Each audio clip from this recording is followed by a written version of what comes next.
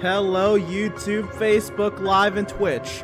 We welcome you to the live coverage of race 33 of 36 of the Outlaws Sim Series Bandit Grand Nationals tonight in virtual Lincoln, Alabama, as we continue this 10-race stretch to decide the inaugural Outlaws Sim Series Bandit Grand National iRacing Champion. Round 3 of the Outlaws Sim Series playoffs begins tonight. The big, bad, fast 2.66 mile super speedway, where we will have at least 95 laps of racing in store for you all tonight.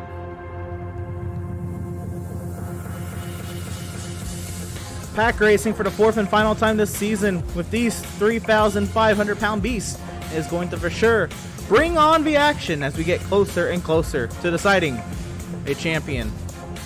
Good evening, everyone. I'm Member Snard, a solo call this evening as we could potentially know one competitor for the championship race 3 weeks from today.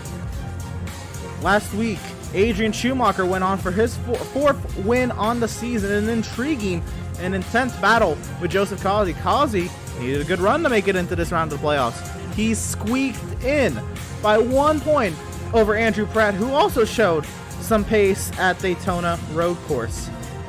So let's get into the action tonight, and let's take a look at the playoff standings coming into today's race. And of course, Seth Berger, the top seed in the Outlaw Sim Series playoffs. He has 4,027 points to his name. Malenko 4,019, Max and Jeremiah 4,018, Adrian below the cut line with 4,015. He's on a top 5 streak, but will that end today here at Talladega? Joseph Causey 4,011, Kyle Lingerfeld, he's down, but he is not out. That is definitely, I think, one of the biggest runs in this playoffs we've seen this season. Kyle Lingerfeld with an amazing run in the playoffs. Can he continue that stretch tonight here at Talladega? 4,004 points to his name, 14 points below the cut line. He's got a tall task, but it is totally doable. Heading into tonight's race, we have a charity we shout out each week. Tonight's charity is the Childhood Leukemia Foundation. And since its inception, that foundation has strived to maximize the effectiveness of its programs by developing new strategies to meet the needs of children with cancer, as well as refining existing programs based on feedback from children, parents, health professionals. Throughout the years, Childhood Leukemia Foundation has maintained and expanded its hospital network to include more than 250 hospitals in major cities across the United States. And again, if you wish to donate to or check out just the foundation itself, the Childhood Leukemia Foundation, you can check them out at clf4kids.org. And again, we choose a different charity each week. We shout a different charity each week in hopes that we can shout them out with the viewership we continue to gain each and every week from all of you who tune in each week. And just hoping to shout them out or giving them any support that we can will go a long way. So please, if you wish to donate to this charity or check them out, please go to that website on your screen right there, clf4kids.org. And of course, tonight we also have some beautiful, beautiful cameras tonight provided by Whiplash Media. The owners of Pits.tv, they specialize in various sim racing resources, including paint schemes, stream overlays, iRacing camera packs, and more. Whiplash Media, also working on its presence in real racing. They offer services such as photography and social media management and public relations. Make sure you go to www.whiplash-media.com for more. And tonight, we are ready to rock here at Talladega, Alabama. All of those in the chat, go ahead and shout yourselves out and who you're all rooting for tonight. Let's get down to the action as practice is well underway. 25 minutes remaining in the practice session. It is Kevin Thompson, who has gone top of the charts. He's living it up first right now, but we're definitely gonna get a word in with some of our Bama boys if we can find them. I don't see one in here. But what's going on, Cody? Welcome in the Twitch chat. We see he's rooting for Malenko tonight. Love to hear it. I do not see one of the people we're gonna hit up in the Discord, but for sure, let's go ahead and talk to the man who is hot right now, Adrian Schumacher. Man, what a run last week at Daytona Road Course. Has it even, gone away, or are you still living on that high, or is it on to, next week? We're in the playoffs.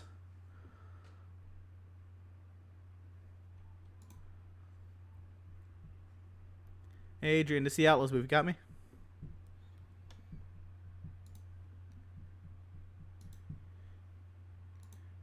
Well, we are not having the best of goes right now getting our He's been getting the people we can to get interviews going here, but we'll find somebody, that is for sure. Adrian Schumacher, he is right now 12 on the charts and trying to continue on his top 5 streak. Well, let's go ahead since he's requested. We'll bring him on up. And Malenko, you got a fan in the chat. You got Cody rooting for you in Twitch, on the Twitch chat. How you feeling, man? All right. It's Dega, so always gonna be all right. All right. So we saw what happened at Daytona. Any haunting memories from pretty much the one turning point that was at Daytona, which pretty much really turned the race on its side for general chat? Yeah, just got pushed from Farron, tapped the apron a little bit. Completely my bad. We were in a great position to probably get one of general to win it, but no big deal. We all made it through the round, but Markle. But you know what? We're just looking to get good runs here. We know Seth is really good at mile and a halves. I could hopefully do something at Richmond and then hopefully point my way through Charlotte. So there you go.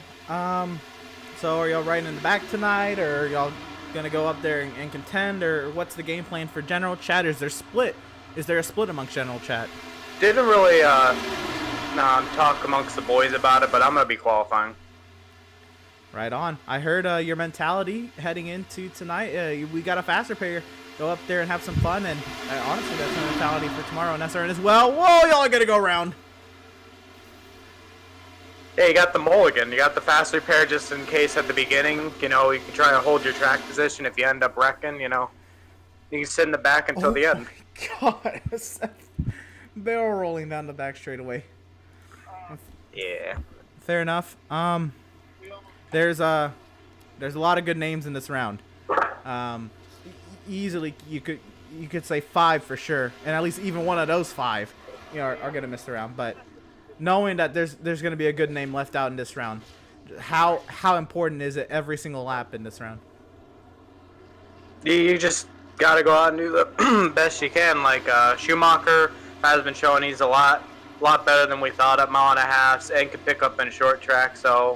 And he's got a Daytona win to his name, so you got to go out, drive as hard as you can, because any of the people, at least 6 of the people in this round 5-6, could win any of these races. Absolutely.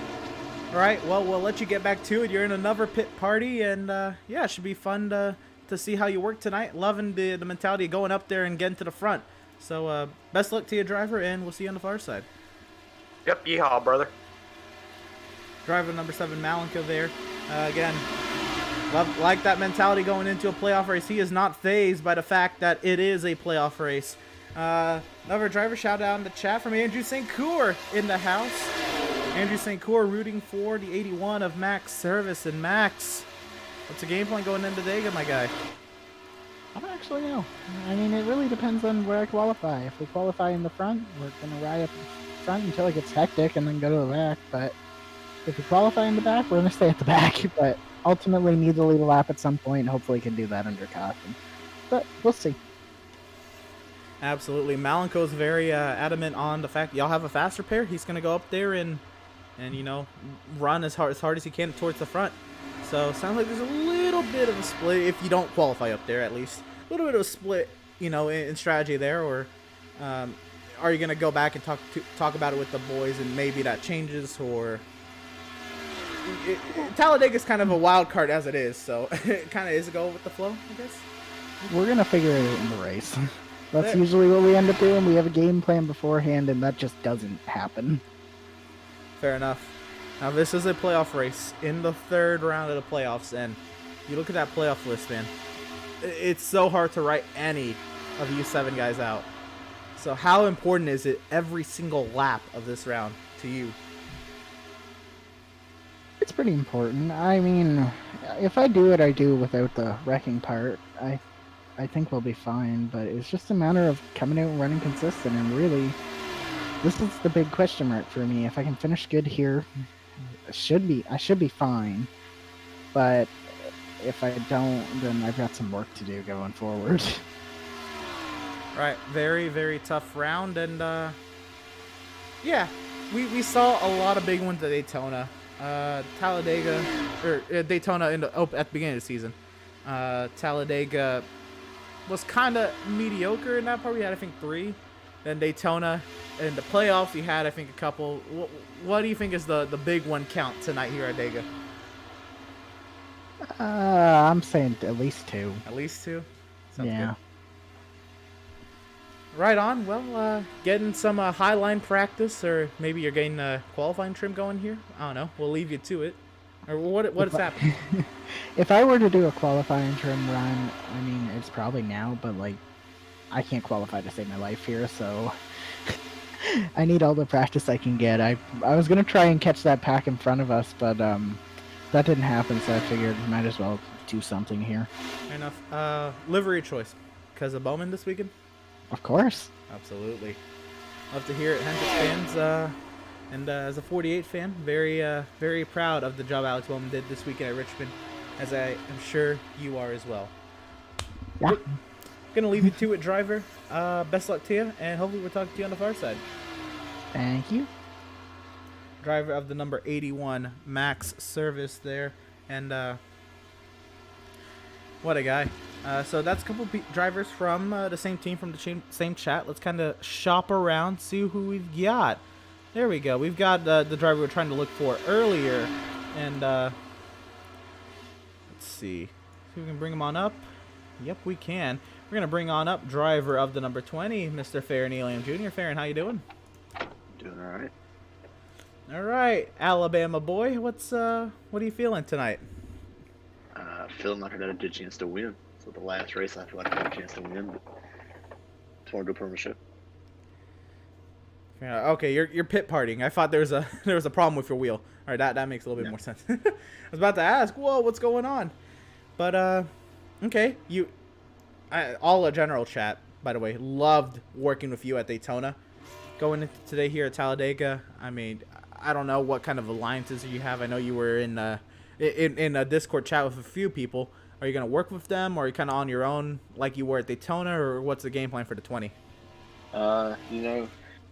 Unlike a lot of guys, I don't have a lot to race for the rest of the season, so go out here and just do what I can to get to the front and try to give myself the best chance to win. And obviously, I will work with pretty much anybody who will offer help to me. It meant a lot to me that all the guys were pretty positive on feedback with me at Daytona, and that was the first plate race I had ran with them. So we'll go out here and work with whoever we can to stay up front all day and try to avoid being in the cluster of a wreck that happens. Just a matter of time when it does. Absolutely. At Daytona, you were working really well with Malico, and even y'all had that incident, I think, on lap 49 at Daytona, but even then he was still, very, very happy, very pleased with working with you. But with that incident, does that kind of change up what you're going with today, or not even, because, it's just the plate race and things like that happen? You look back at incidents like that, and it's a lot of, what you could have done. Obviously, I was being really aggressive with the bumping. I got off of and thought I didn't enough for him to save it, and clearly he caught the apron, so it may be a little bit more a pacer now to kind of keep yourself from getting that aggressive that early, but it's the nature of the beast. In the same sense, you can only control what you can control, and sometimes things like that happen. And unfortunately, it happens in the front of the field where nobody can really go anywhere, and it hits out a lot of good cars. And thankfully, we have a fast repair for these kind of races, but it's just a rolling junkyard for the first half of the race until everybody uses them. So, yeah, that sounds about it. So you coming today. What does it mean to you here at Talladega, a home track, if you will, for at least on the NASCAR side of things? Running at Talladega, and what does it mean to you, I guess, if you were able to do well today? Growing up, I came to so many of the Talladega races as a kid, and it would mean the world to me to win here tonight. And I had this track circled for a reason. I thought this was a track we could really come to and flex our muscle, and kind of break the bad habits we've been having, the bad run. So, it would mean the world to me. Obviously, I know that some guys that I'm kind of alliance with are still running for championship, and while I do what I can to help them, at the end of the day, it's about me winning. I know Cossey's hometown boy as well, so it would mean a lot. It would, definitely. Just come out here with a good finish. I know we ran well at Daytona, but the finish didn't really reflect that. Honestly, I just want to finish one of these things. I haven't had a great look at finishing these races here lately, so if I finish, it'll be a win for me, honestly. But like I said, getting the victory will be huge for us, especially with the special paint scheme tonight. And obviously, thanks to Landon for that. But I was about to say, I can't really like put a into landing words. card. Can't really put into words what it would mean because honestly, those emotions can just hit after you win. So we'll see what happens tonight. We'll put on the show. Absolutely. Yeah, tell me more about the paint scheme. I've known Landon for almost 10 years now, and he's always been amazing at making liveries. But tell me about this one. Yeah, so I reached out to Landon about 2 weeks before the race, and I told him I wanted to run something special being this was my home track. I looked at a lot of different cars for inspiration, and I noticed the ARCA car that was ran the 8 car, Bama Buddies. I actually know where several Bama Buddies locations are, and I've been to several of them. Really nice, friendly people.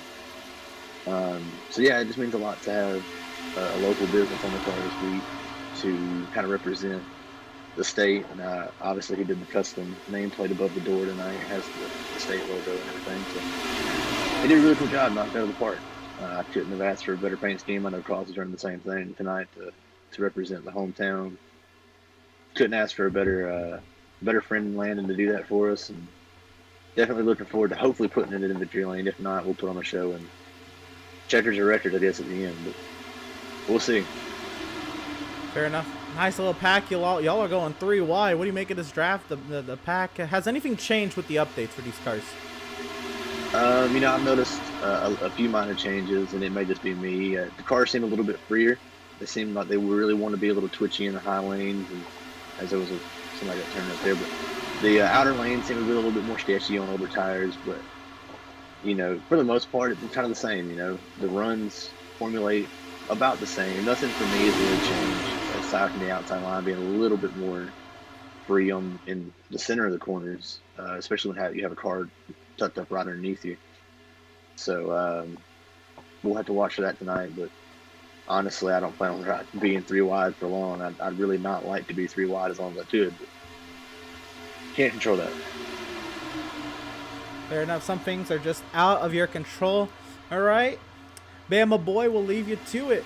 Have a good one out there. Hopefully we'll talk to you on the far side. Do you have anybody to shout out, I guess, before I let you go?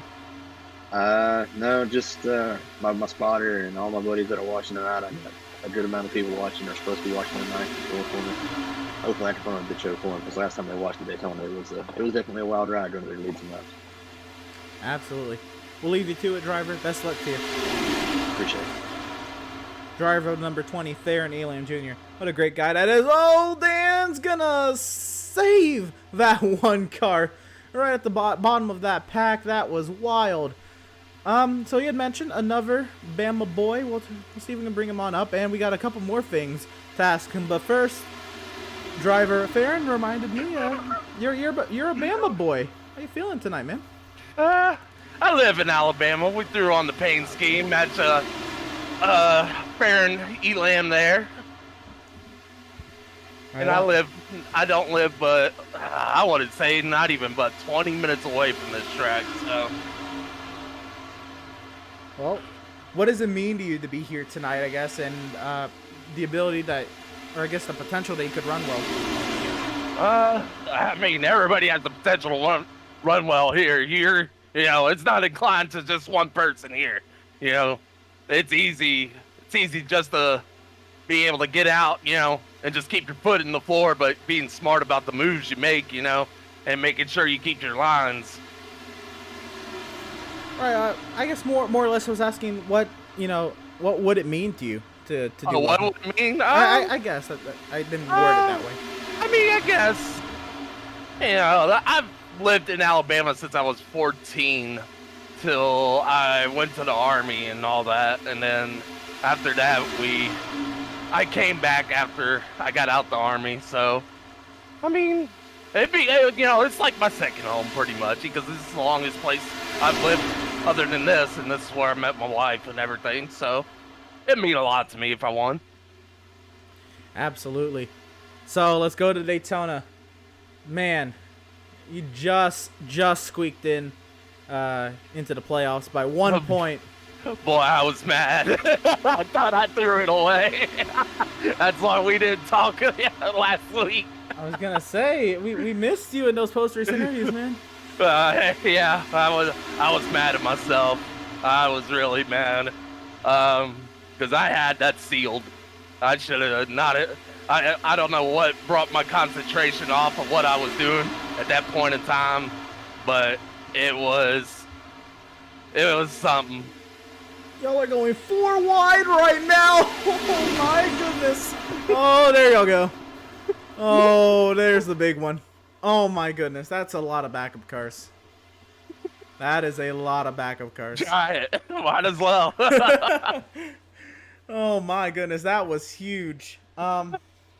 We almost made it too. To at least us in the booth, it looked like maybe there was, the lap cars ahead of you might have distracted you a little bit. I don't know if that's true. That's what it looked like. I can't say, Emerson. Okay. I don't know. I guess I don't know. I had a brain fart at that point in time. So. And then into the NASCAR chicane, was that just you trying to compensate, or? That was me already cooked the tires up, doing what I did, and then freaking trying to get back in the mindset of getting back through the turn, and then freaking being stupid. Didn't fucking slow down enough. Man. Well, you barely survived, but you did. And I think it comes down to you leading those laps. If you didn't lead as many laps as you did, I don't think we'd be talking to you as a playoff driver right now. It was close. Yeah, I figured I got the most bonus points out of anybody, except for just winning the race, Right. So leaving that, I guess in the rear view, I know that was a race you were looking forward to, but here, you have Dega, Richmond, and Charlotte. There's a lot of good names in this round. You come into just naturally based on playoff points. You come in below the cut line. How important is every lap? How important is every race? And how are you feeling about that? Gotta make every lap. Gotta have to be there at the end. Every race is gonna have to happen. There can't be no mistakes like what happened, like California, where I wrecked out first lap. Can't be none of that. I'm gonna have to make sure I stay in for the long haul, and not go down laps, get up and something happen, because then that's just gonna spiral from there. Absolutely. I cannot disagree. You have a win at a plate track in the playoffs at Daytona, the opening round of the playoffs, and you had your boys Holt and Converse kind of helping you out there. Similar game plan today, or what are you feeling today? I hope so. Hopefully they'll help me out. It'd be nice to go ahead and get the win and not have to worry about till Kansas. Fair enough. And gotta ask, we've had our fair share of big ones. Daytona at the beginning of the season was all over the place. Talladega after that, we had like 3. Daytona in the playoffs, we had a couple. What are you feeling today? Big one count. Like, how many big ones will there be, or how many cautions will there be? How many big ones? We can have solo spins. If everybody, maybe one. It's just keeping everybody's head on cool, and I've seen us, not be able, the first Daytona race, first day, didn't that go on for a long time before we even had a wreck? There was one caution in the first 110 laps at Daytona earlier this season. See, well, and that was because 2 lapped vehicles or cars that were coming to be lapped got into an accident on lap 45. And this place is a lot easier, and this place is more forgiving. Is it? As far as wideness of the track, it's more forgiving, I believe, because it's not as hard to stay 3 wide. Absolutely, I do agree there. I did a couple B-Fixed races and noticed just how darty these cars feel. Have they kind of been updated, or is that just me? I'm not sure. I don't know. Haven't been in it too long to figure that out. So, fair enough. Well, a couple minutes left here in practice. We will leave you to it, driver. Best luck to you. And, lot on your plate after last week. See if you can get yourself a nice little clean slate here today at Talladega. Definitely appreciate it, Emerson. Absolutely. Best of luck to you, driver. Thank you. Driver number 88, Joseph Causey. And let's go and take a look at the chat and see how everybody's doing. Go ahead and comment down below. Chat. And tell us where you're watching from, who you're watching for.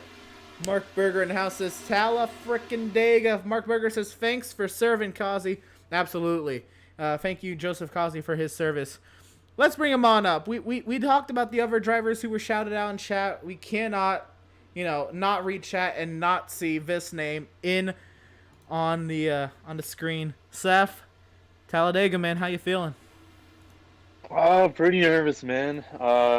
It's Talladega, man. You don't know what to expect. So, let's flash back to Talladega earlier this season. You were towards the front, and then I think around lap 70 you went around. Leading, literally leading. Oh man. Yeah, that's why there's really no safe place here. In Talladega, the last Talladega race, I was leading a single file line, and I got totaled. And then flashback to Daytona at the start of the playoffs, I'm riding in the back. Avoided the wreck, but I still got piled into somehow. So it's really nowhere safe, man. Well, so that I guess leaves me. What is the game plan for the 77? We talked to Mal and we talked to Max, and Mal's wants to go up there. He said we got a faster pair. We're going to the front. Max was it's going to depend more on qualifying. Well, what is your, I guess, game plan? And is Team Swift a little split? No, you'll see us working together tonight for sure. If anything, maybe Mounco might be dicing it up a little bit more than me and Max. But there is a game plan. We're going to try to follow it. Do the best we can, but, we're not going to stick to a plan that's going to start hurting us, I think that might have been what messed us up a little bit at Daytona. We were trying so hard to stick to one plan and stick all together, and we all ended up in the back, and we honestly got lucky with that late race caution. So, honestly, it's just being smart.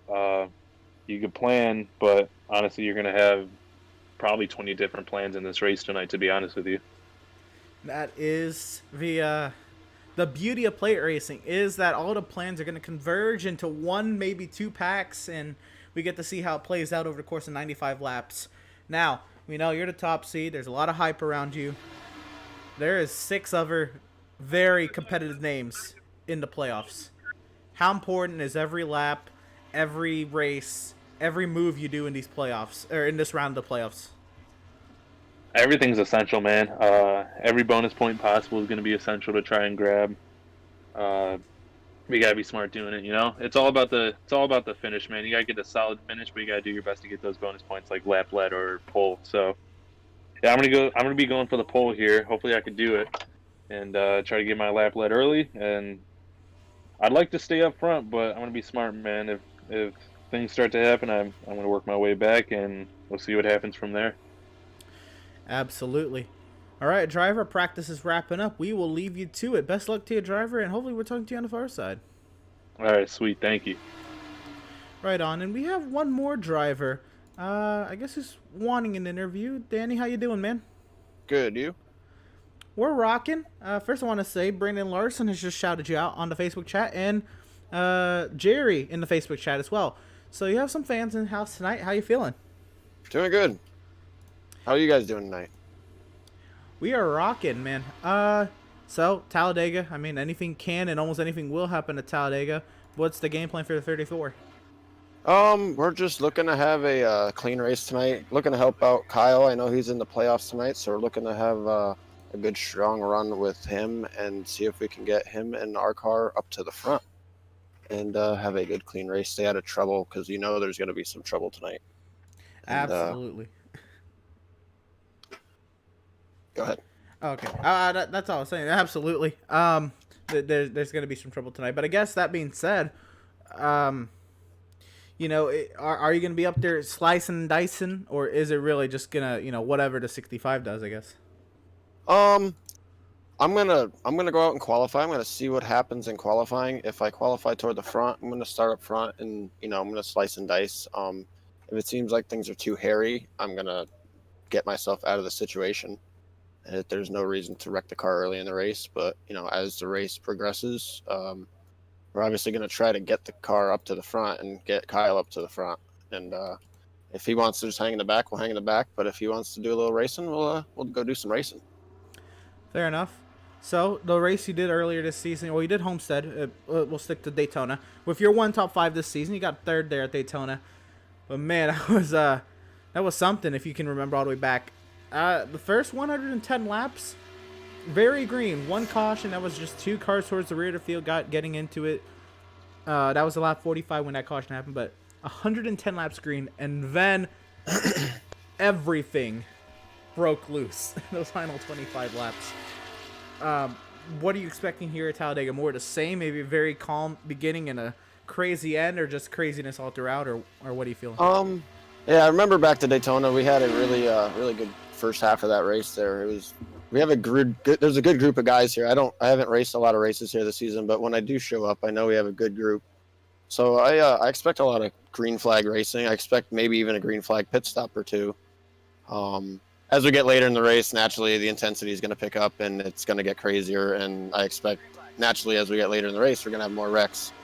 But I think we'll start out pretty green and then it'll just get crazier as we progress later in the race, and you'll have some action to announce. Fair enough. Well, we're going to leave you to it, driver. We're into qualifying. Best luck to you, and hopefully we're talking to you on the far side. All right, thank you. Have a good race. Absolutely, you too. Driver number 34, Danny Supansky. And we got drivers coming around setting lap times. Adam Gardner has gone top of the charts. He set the first time. Adrian Schumacher has gone second. So we're letting these times come on in, and we're still waiting for times to go up. So we're gonna get it here. There you go. Malenka's gone top of the charts. Malenka and that all-guyer scheme, and now Reese Schaefer has taken over. So we're getting times coming in, and let's see who's coming around on laps. Coming around to finish his second lap is Supansky. That's right, because he crossed the start-finish line. This second lap's gonna be it for Supansky. It's gonna put him. He's gonna end up 8th quickest. Let's see, going up there. So still Schaefer. Tyler Markle's gone 4th quickest. Looking around to see who's coming around the laps. Miz and Kazi. Kazi's first lap. It's going to keep him out for now because he's up on the outside lane. So we'll see what Kazi can do on this lap. McClune out there who's coming around. Holt and Elam. Elam's coming around to finish his second lap. He's all the way up on the outside, so this lap is going to be it for Farron. He's riding all the way up at the high side. And that's going to do it for Farron. He's going to be 10th, but he's still giving her. See, James Gilliard has gone top of the charts. How about it for James?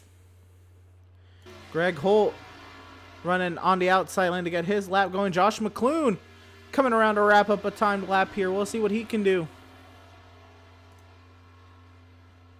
Christian Converse going purple on that first half of his lap.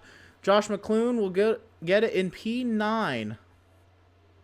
Seth Berger called his shot saying he's going for pole, but Christian Converse has just gone top of the charts at a 4. They have tied.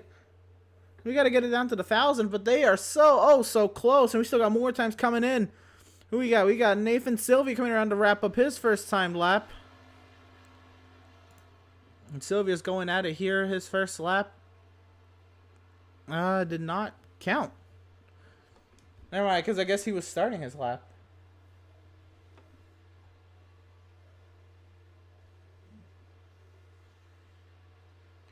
So here comes Sylvia down the back straightaway.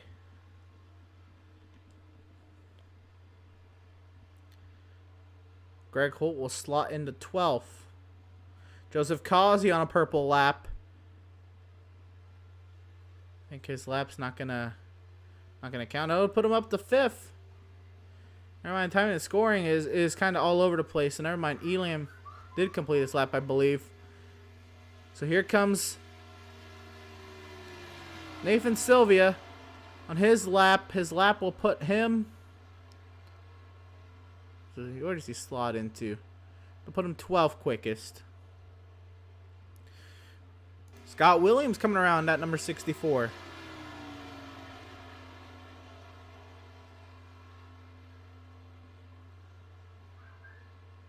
Scott Williams to slot into 15th. And here's Seth Berger's second lap.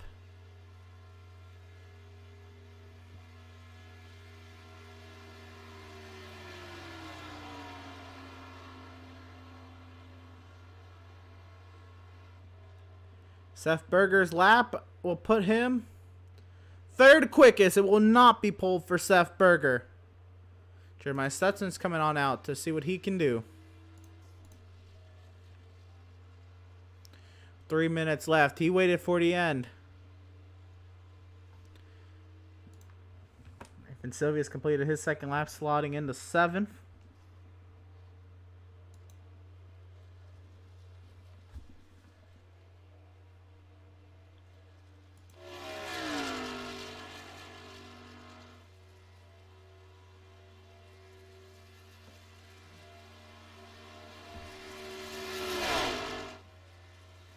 Here's Stutzman working that outside lane. Last car to take time. Nobody else is coming on out here to take time, so this is it. So we're gonna ride on a gyro cam with Jeremiah Stutzman.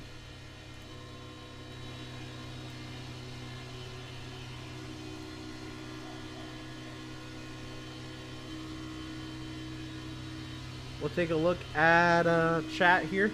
Chris Dixon says, interview Matthew Setzer. Well, we're into qualifying now, Chris, but if he is up there, if he's up front under a caution period, we'll definitely bring him on in, and we'll talk to him for sure. So, hopefully your boy will get up there, and if he's leading under a caution, absolutely. We'll bring Matthew Setzer on up here, and we'll talk to him. Dan Park in-house rooting for Danny, even though he's out on track as well in the one car. So, nice to see that going around. Jerry says, Pack Racing. Diane Mendez says, hello everybody from Alabama. Y'all are in trouble. Kazi knows Dega. And well, we're gonna see. For absolutely. We continue to ride on board with Jeremiah Stutzman. This first lap is gonna keep him up around the outside wall so he can build up that high speed. And now he's gonna be setting himself up for his attempt at the pole. Now, this is the lap to watch here. Jeremiah Stutzman working his way up on that outside. Landon in-house. He was also on Facebook. He said, good luck, fellers. He's also in-house saying, go Team Squanch. So that is Jacob Zala, Reese Schaefer, Nathan Sylvia, and himself. I don't believe Landon is in tonight because he is busy, but absolutely rooting for his teammates and some of his work on the track as well. Those three drivers will be repping the Landon Cardula paint scheme along with Farron and Kazi, and maybe there's a couple other drivers I'm not aware of, Landon, if you want to shout them out as well. So at least 5 schemes that I know of in the field of yours tonight. We'll be watching all of them, of course. He's coming around with Jeremiah Stutzman, the last driver to take to the qualifying charts. Jeremiah Stutzman, where will he place his number 71? It will be Purple Sector 2, top of the charts. Jeremiah Stutzman goes pole, and every single time we ride on board in the helmet camera with a driver at a plate track, they go pole. Wow, wow, wow. We watched Andrew St. Cour at Daytona go pole. We watched Adrian Schumacher go pole at Daytona in the playoffs. And we just watched Jeremiah Stutzman go pole here at Talladega. Man, oh man. So as qualifying ticks down here, we're going to shout out a couple people. We have to, of course, shout out, of course, the charity for tonight's race is the Childhood Leukemia Foundation. And since its inception, Childhood Leukemia Foundation has strived to maximize the effectiveness of its programs by developing new strategies to meet the needs of children with cancer, as well as refining existing programs based on the feedback from children, parents, and health professionals. Throughout the years, Childhood Leukemia Foundation has maintained and expanded its hospital network to include more than 250 hospitals in major cities across the United States. And of course, if you wish to donate to the Childhood Leukemia Foundation or wish to check them out, make sure you go to clf4kids.org, and we choose a different charity each week, and we broadcast the final 30 minutes in the name of a charity each week in hopes that each of you who tune in tonight, all 27 of you viewers out there across our 4 platforms tonight who are tuning in, hopefully you all find in your hearts to at least check them out and see what they're all about. Maybe in following the conclusion of tonight's race, and see if you're going to be one of those people to donate to that charity. But we're trying to do our part and shout them out, and hopefully y'all will follow suit as well. But a Childhood Leukemia Foundation, CLF4, the number 4, kids.org. Check them out. This camera and others, we're going to try to get you one here. It's not the correct camera. There's a bunch, to be fair. It's not the camera pack's fault. But this camera and others are provided to you tonight by Whiplash Media. Those are the owners of Pit Stop TV, and they specialize in various sim racing resources, including paint schemes, stream overlays, iRacing camera packs, and more. Whiplash Media is also working on its presence in real racing, offering services such as photography, social media management, and public relations. Make sure you go to www.whiplash-media.com for more. And now, tonight's Pratt Tile and Stone Pole Award goes to driver of the number 71, Jeremiah Stutzman. And of course, Pratt Tile and Stone, serving all your tiling needs since 2003. He'll be starting alongside Christian Converse. Row number 2 will be James Gilliard, Seth Berger. Row 3, Reese Schaefer and Max Service making up row 3. Joseph Causey, Nathan Sylvia making up row number 4. Josh McClune, Jason Miz, row 5. Tyler Markle, Adrian Schumacher will make up row number 6. We'll file onto the second page here. Malenko and Jacob Zalo will make up row number 7. Farron Elam, Greg Holt, row 8. Scott Williams, Adam Gardner, row 9. Daniel Supansky, Wendell Elliott, row number 10. Keith Helton, Andrew Pratt, row 11. Devin Smith, Kyle Lingerfeld, row 12. Found our way to the back page here. It'll be Dan Park and Matthew Setzer making up row 13. Joshua Fox making his first Outlaw Sim Series start. By the way, Wendell Elliott as well. I did not get the memo. He was actually in tonight's field. So that's news to me as well. Kevin Thompson there in 28th. He'll start the outside of row number 14. Eric Peck, Garrett Velzy making up row number 15. And Doug Solms in row number 16, making this, to my knowledge, the largest Outlaws Sim Series field to date. And man, oh man, it's a good one at that. It's going to be fun tonight. And we just await these drivers to work their way on their pace laps. Take one quick breather and we'll be right to the action. You'll be watching the field work their way around the high banks here at the 2.66 mile super speedway here at Talladega.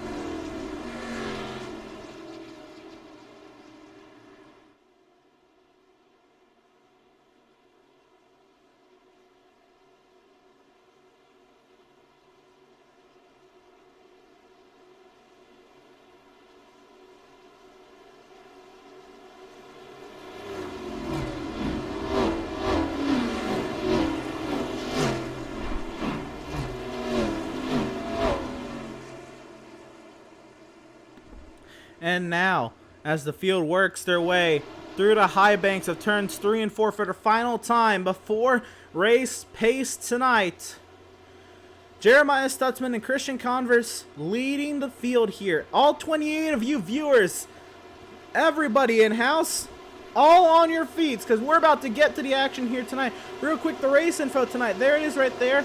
95 laps of racing, 75% fuel loads, unlimited overtime attempts, 1 fast repair for these drivers. Track temp 128 degrees. Man, it's hot, but it's windy. 13 mile per hour winds. But as the field works their way through the tri-oval, Jeremiah Stutzman is going to lead us to the green here at Talladega. All stack up on the outside lane. Can they get it sorted out?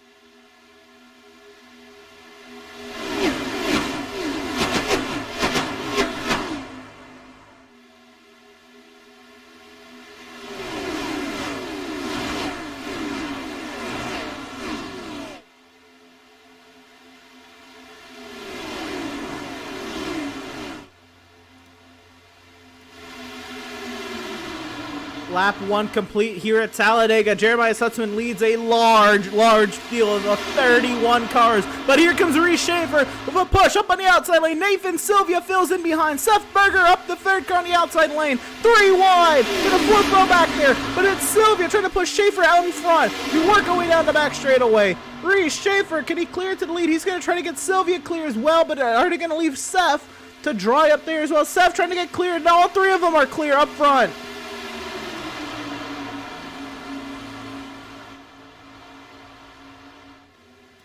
We take a look at the chat. Catherine Lingerfeld says, let's go Kyle. Jenna B says, let's go Berger. And while Seth Berger has made his way into third, Kyle Lingerfeld chilling at the back right now in 26th. Now, that's not because he's not trying or anything. That's just him chilling right now, trying to let this race come to him.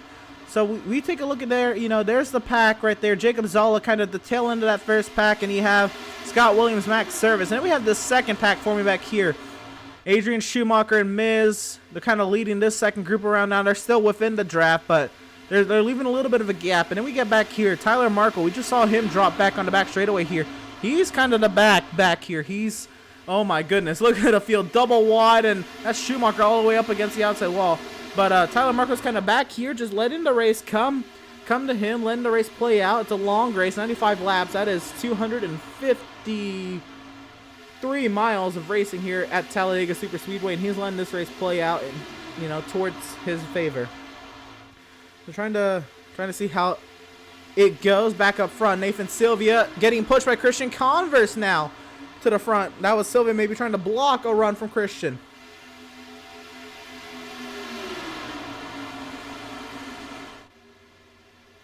Coming off of turn number 2. It's still Sylvia up high, leading the outside lane, and now here comes the Bama boys. Theron jumps out of line, but Causey's actually going to follow his teammate of Christian Converse.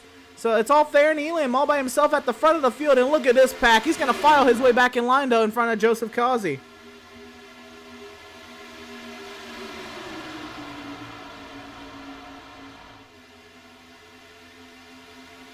So many cars. I am losing at the size of this field. This is absolutely amazing, and I'm all for it.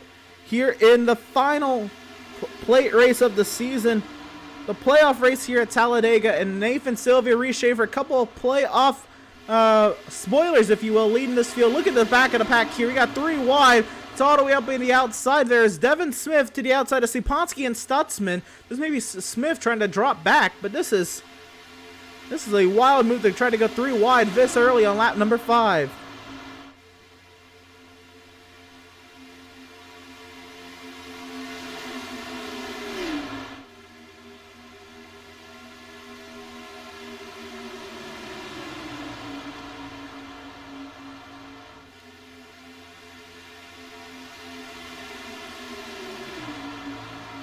So back up front, still double wide, and it's still the Squanch boys leading. That makes Landon very happy, as the smile on his face will get wider and wider as this race goes on, if they can stay up there. But a lot of racing to go. Now Sylvia breaks out from in front of Converse. He's going to try to block both lines here. Converse with the push from Theron Elam.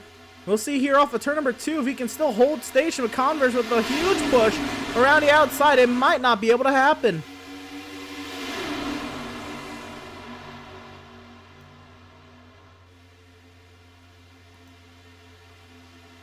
Christian Converse clears to the lead, and he leaves Theron Elam up to dry up there. As a Talladega paramedic 2 times a year, hello from Dega. Hello. Hope you're here and enjoying the show. Should be a fun one tonight. 31 cars in the field, and there's 7 playoff drivers vying for 4 playoff spots. In about 3 weeks' time, we'll be crowning a champion. But first, we got to get through this race. And again, there's 1 playoff driver up here in the top 5. That's Joseph Causey. Adrian Schumacher, he actually worked his way up to 6th. He was deep in the middle of the pack. So make that 3 playoff drivers up here with Causey and Schumacher and Berger. And the rest, well, we'll kind of find them here. Max Service, he kind of towards the back of this pack, and we'll find Tyler Markle back here. Malenko's kind of around where Max is. And Kyle Lingerfeld is back here as well. Kyle Lingerfeld riding in this second pack, knowing that he's got to make 95 laps before he even worries about where he's finished, where he's positioned at the end of lap 95.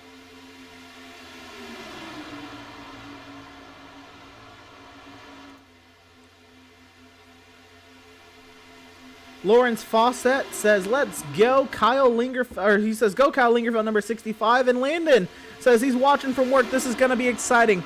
I bet it is, as Sylvia fights his way back to in front of Christian Converse. What a run for Nathan Sylvia. This is the Bama boys on the outside lane. Theron Elam with the push from Joseph Causey. That's a couple of Landon's paint schemes hard at work on the outside lane. Theron Elam trying to get clear to the race lead with Joseph Causey until no, he will not be Causey. It'll be just Theron Elam Jr., the Bama boy himself, the 21-year-old with 2 top 10s on the season, leading here at Talladega.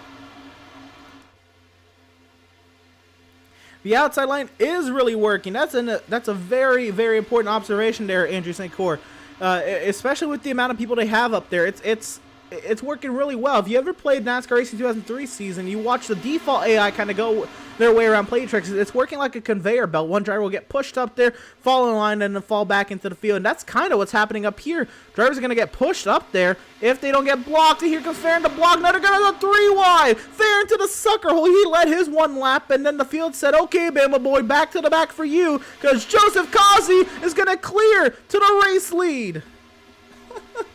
From one Bama boy to the other, Joseph Causey, no, he's not born in Alabama. He's actually born in Florida. He moved to Alabama, and he's lived here a good chunk of his life. Christian Converse now jumps up as he tries to get to the front. Adrian Schumacher has Farron Elam, Greg Holt in tow, and more. Danny Suponski's worked his way up here as well, but Christian Converse, the push, the, I guess, invisible push, because he's not really getting pushed right now. Whoa, a move from Reese Schaefer there in that 17, but Christian Converse trying to get pushed out in front as Joseph Causey continues to lead.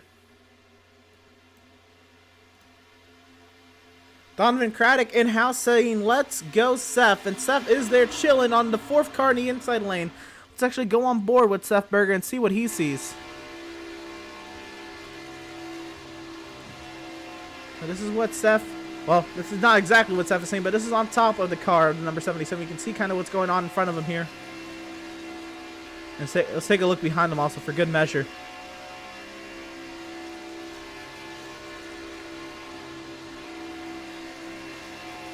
Incredible stuff. Still out in front now. Nathan Sylvia's jumped out of the line from behind the 88. He's going to get pushed out in front once again. Is he going to leave Converse? He's going to stay with Converse. He stays with Converse, and Causey gets back to the inside. Nathan Sylvia trying to take over the race lead once again. Sylvia trying to get up here and dominate. Causey with a great push from Reese Schaefer. Maybe Schaefer isn't, going to lay over and let Causey fall back and to help Nathan just because Nathan's left Reese so much. Oh, it's pretty early. I don't know if this is really, going to boil over into something, but just an interesting observation that Nathan keeps leaving Reese, and now it might cost him. That outside lane kind of got a little unformed, and now Schaefer trying to jump up. He will jump up, and now Seth's going to move up to the 2nd car on the inside, but that inside lane is losing people quickly. Reese Schaefer's not going to get a huge push from Nathan, and maybe they are working together once again because they're both going to get clear. They're going to leave Converse. They're going to... Oh, no. Oh, so close, and they will leave Christian Converse. My goodness, my goodness, my goodness. Joseph Causey's going to drop out. He said, this is enough for me. I'm a playoff driver that needs to survive. He's going to drop on back. I will say, all 31 cars are still in this pack. Even 31st place Daniel Park back here. His 1 top 5 on the season was Daytona earlier in the playoffs. He finished 4th. He's here in 31st. The entire field is still in one pack, and that is amazing to me. 31 cars deep, and not a single one of these drivers are, really letting this field split apart. I mean, they got Malenko as really the chain right here. He's holding both packs together. Malenko and the workhorse keeping these 2 packs together. I mean, I say 2 packs because there's 2 distinct groups, but they're all within one big draft. There's nobody kind of really losing the draft to make their own pack, and I don't think that was really going to be the case today here at Talladega. But I mean, I think they're putting a lot of faith in this field, running the way they are. And how about this man? James Gilliard in the 33. He's only made 23 starts this season. He had an injury to his hand, to his wrist, that forced him out of the car for several weeks. Make that 2 months, 8 weeks. He's back in the car, and he's back in full force here at Talladega. We know him to be an aggressive plate racer, and he's up here. He's duking it out with the playoff boys and the playoff spoilers up here. What can he do right now? Rides in 6th. It'll be interesting to see that 33 up on the inside. Repping the Georgia colors, by the way. That'll be fun to see how that goes over. But Nathan Sylvia, Reese Schaefer still working up front. Berger pushing Sylvia. Converse pushing Schaefer.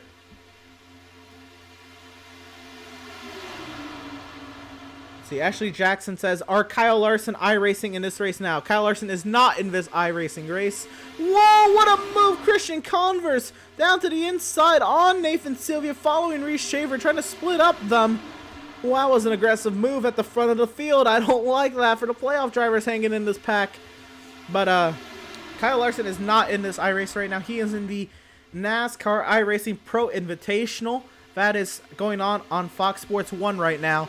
If you wish to tune into that, that's where that is. But you should still stay. We got a great show going on up here. Lap 50 and 95, and it's still very intense up in front.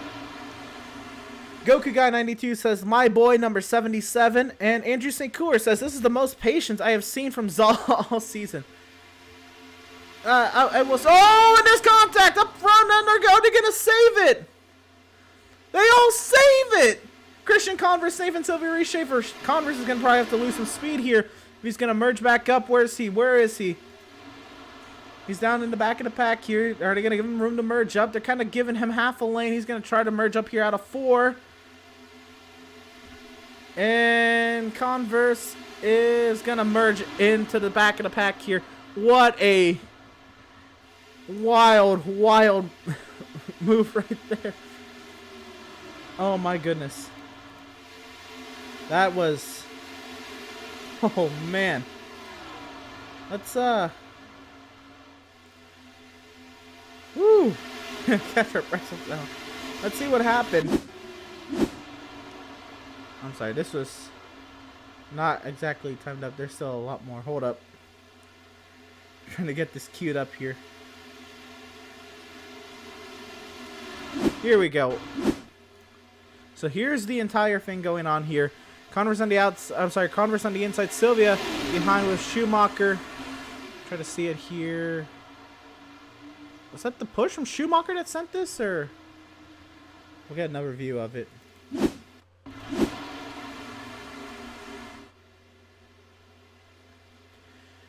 Let's see. This is gonna be also kind of hard to tell as well. This is what we saw on broadcast. I don't know if that was Schumacher's push that caused it. It looked, I guess it has to be, but let's try to go on board with Adrian Schumacher, and who's taking over the lead of this race, by the way. Let's see what he saw. This is on board of Adrian Schumacher. Did he push Sylvia? Just a nudge, but that's all it takes here at Talladega as well.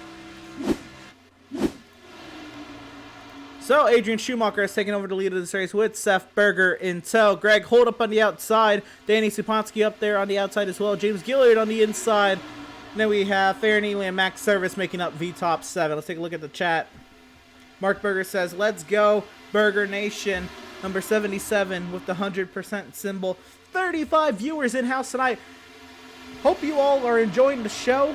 And it's been a wild one so far. We've already had one near big accident, and it was not an accident. Great work by the field, by the way. Adrian Schumacher continues to lead. And here comes Seth Berger. He's trying to get his lap led early. Maybe there's a little bit of a deal since they're in the same chat. Did Adrian, say, okay, did Seth say, okay, you led your lap, let me get my lap led. Holt, very aggressive, trying to get to around the 77. He's going to file in line behind the 77. Is Holt maybe going to play spoiler here to Seth Berger's lap led? A lap led gets you 1 point. And we saw Joseph Causey made the next round of the playoffs by leading laps and having that 1 extra point for leading the most laps. And Seth, with no help, to the outside is going to go Greg Holt. Seth Berger will not lead a lap yet here at Talladega, but now pretty much the hero. He needed the push from Adrian Schumacher, but is it too late? Greg Holt is going to get clear of the 77 of Seth Berger. Importantly, Seth Berger did not get a lap led there.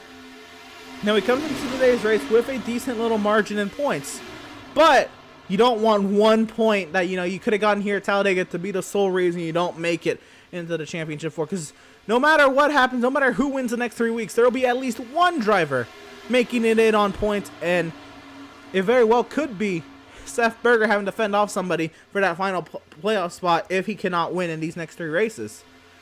So it is going to be very interesting to see how that works out. But Greg Holt playoff spoiler along now. Daniel Supansky with the push from Theron Elam to the outside, trying to make something happen. Again, on the ticker, drivers in red are the drivers in the playoffs. There's 7 left in this 31-car field.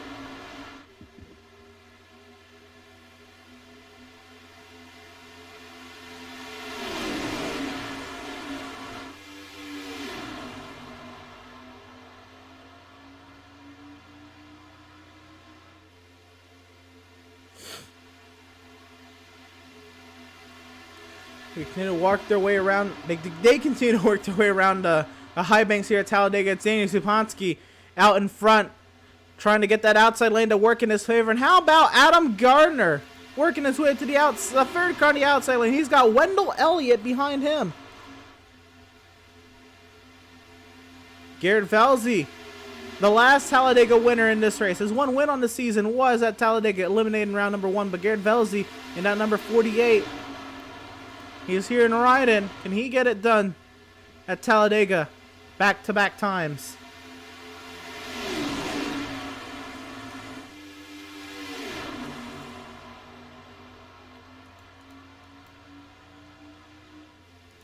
Daniel Supansky still trying to get his lap led there on the outside lane. The push from Theron Elam. Can he get clear of Holt? This is pretty much what he's working for. And now, I mean, there's a lot of non-playoff. There's 3 playoff drivers up here, but that's a lot of non-playoff drivers up here. We have 4 playoff drivers just hanging back there with, Malenko, Kazi, Lingerfeld, Markle. I'm sorry, not Markle. Markle's not a playoff driver. Lingerfeld, Kazi, Malenko back there, and oh goodness, who are the playoff drivers? I'm blanking right now. I know Seth, Adrian, up here on the inside, the 2 cars on the inside leading. By the way, Supansky got clear of Greg Holt there. So that's kind of, de-escalated the situation up in front. And it's now just 2, somewhat calm lines going at it here out in front. One driver has lost the draft. That is the 97 of Keith Helton. So he's right now hoping this race will play out into his favor. If he can get a caution, he will be back in it. And who knows, if, being that far back, he could avoid a big wreck should one happen. Theron Elam Jr. to push from league owner Adam Gardner will lead another lap here at Talladega. Theron Elam trying to get his stuff going here, but Adam Gardner wants to lead some laps. Adam Gardner there. His one top 5 this season. Legacy Pocono, he finished 5th. And that's James Gilliard dropping out. James Gilliard is dropping out of the lead pack. That's when you know enough is enough. James Gilliard, we know him to be always a hard charger up front.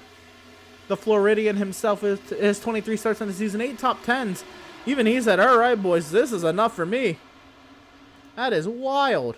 They're 3 wide up there. Setzer around the outside trying to get something to happen, but with no help. How much will he be able to do on that outside by himself? Are there people coming to help him now? Devin Smith, and he's going to file back in line. So Theron Elam gets his lap led, and nearly Gardner turned in front of the field, but Wendell Elliott will keep Gardner in front of him, and they'll try to push Adam Gardner to the race lead. 36 viewers in-house tonight. Once again, hopefully you are all enjoying the show that we're putting on for y'all.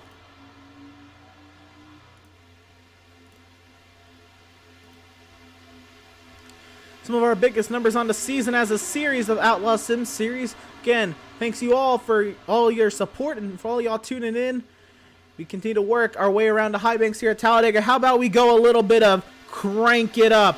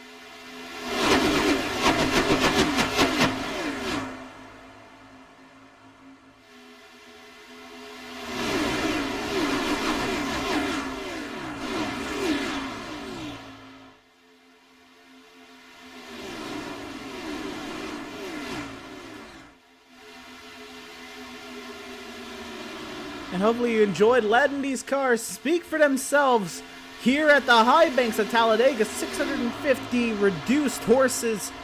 I don't know what the exact number is, but it's around there. They have tapered spacers now. They're not really restricted. There's no restrictor plates on these cars in real life anymore. They're tapered spacers. At I'm pretty sure. At least I know for sure the Cup cars are. But again, hopefully you all enjoyed that. Even Licklighter, I'm gonna assume that's how it's pronounced. First time watching out in the Facebook chat. Welcome, sir. Hope you're enjoying the show. Diane Mendez says, let's go, Causey. Out in front, Farron Elam has now taken command of this race. He's got Supansky and Greg Holt in tow behind. Adam Gardner still trying to make that outside work, but everybody's got to get in single file in with 75% fuel loads, boys. I think pit stops are coming. I think that's why we're seeing the field get single file. Everybody's trying to work their way to the bottom. And that, I think that's people, trying to say, hey, we got to get a clear shot to the pit lane. Gardner, Wendell, Elliott, Matthew Setter, they're still out there up on the highest side. And then behind, who else we got? You have a few more stragglers up there. Devin Smith leading the charge up there with, how about in his first start? Joshua Fox, the mainer himself. We have a second mainer in the field. Greg Holt is also one of the mainers in this field. Josh Fox making his first Outlaw Sim Series start. But not first start with the league. He has been a long-time member of the league back when it was on console. He's come off of turn number 4. Any takers this time? No takers. As Adam Gardner, did Adam Gardner work his way to the front? Yes, he has. Adam Gardner takes the lead here at Talladega. He's got Farron Ealing behind him. Setzer files into third, and Wendell Elliott still out there trying to get himself in line, and now the top 5 are in line. A little bit of a gap. Greg Holt is behind Daniel Spansky, and we have 5 cars back there trying to work themselves out towards the back of the pack. Take a look. We got Jason Miz. He's in line. Let's see who's back here. Eric Peck, Andrew Pratt, Doug Solms, the kind of teammate trying to work their way into line here. And I think we're getting close to that time, so we're gonna hop back up front and see if there's anybody coming. Car's going up high. I think people might have been calling it out. Here comes Gardner and Farron, and are they by themselves? They might be.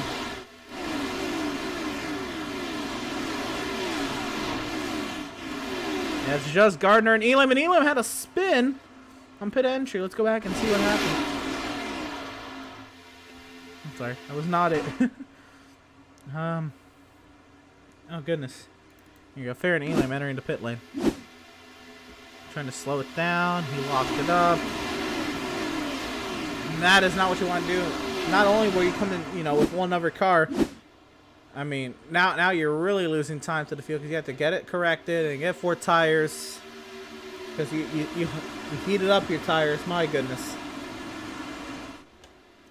All right, pit stops, round number 2. Anybody coming? Who's coming this time? Yep, we've got quite a few people coming. Oh, my goodness, a lot of people. Oh, it is a busy, busy pit lane. Watch it, boys. Watch it, watch it, watch it. Are they going to make it? Look at them make it. Look at them, like the professionals.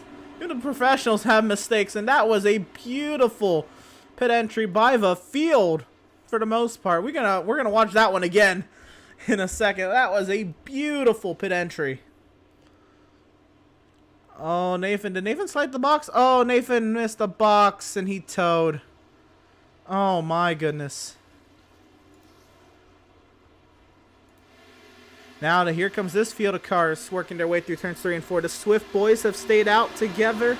And it looks like this is the general chat for the most part staying out. Schumacher came in with those guys. The general chat out here. And Lingerfelt. Here comes a good chunk of them. That's Farron staying out, and they're trying to make it easy, work their ways on the pit lane. They got some of the dirt dudes back here as well. They all make it on, for the most part, safe and sound. Dan Park lost a little bit of the pack here. Eric Peck. What's going on here? Uh-oh. Boys, Eric Peck's out of fuel. Oh, man.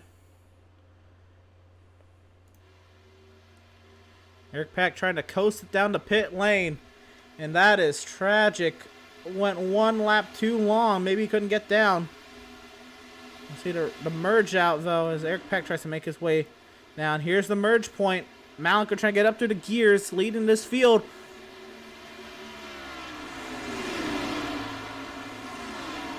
Setzer leading the next lane. He's coming full speed. They're going to blow right on by Malenko here. Maybe they merge out together. And now, you know, we got a little bit of a train here. Malenko's going to come on up. They're too formed up. They're going to blow right on by Matthew Setzer and crew. As Matthew Setzer's got Kazi, Converse, you know, it's that Velzy and Holt in line, but Malenko's going to have service in tow. And let's see if Eric Peck made the pit lane. He has. Nathan Sylvia coming out on track as well. So they kind of get spread out, but we're going to get people lined up here, and we're going to see the pack merge together once again. Let's take a look at this magnificent, I mean, absolutely magnificent pit entry by the field. Look at him locking up. Oh, don't hit the wall, Garrett. Oh, I think Garrett got the wall. Oh, man. Okay, not mistake-free, but so a beautiful pit entry by the field. Look at this. I cannot believe there's not any more contact as there wasn't. I think, was that? Oh, man, somebody just shot through the middle there and, you know, made up some time.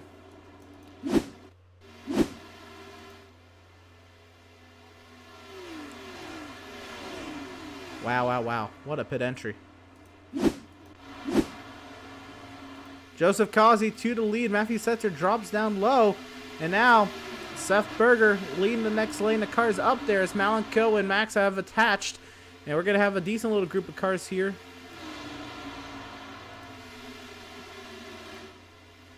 Joshua Fox trying to hang on. I think he's lost that draft, but Joshua Fox is going to fall back here to this pack of cars.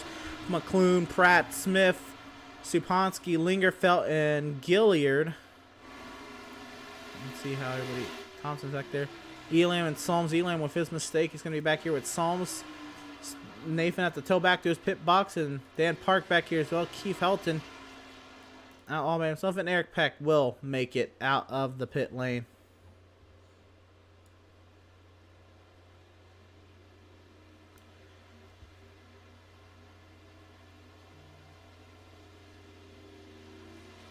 Let's see, when did Eric Peck enter the pit lane? Was he speeding?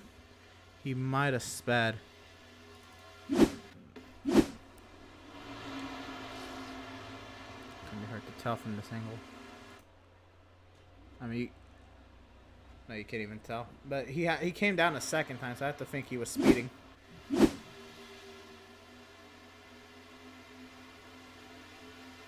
There's Eric Peck letting the field by, and now it's a large field for the most part. I mean, that is not a small field by any means. We have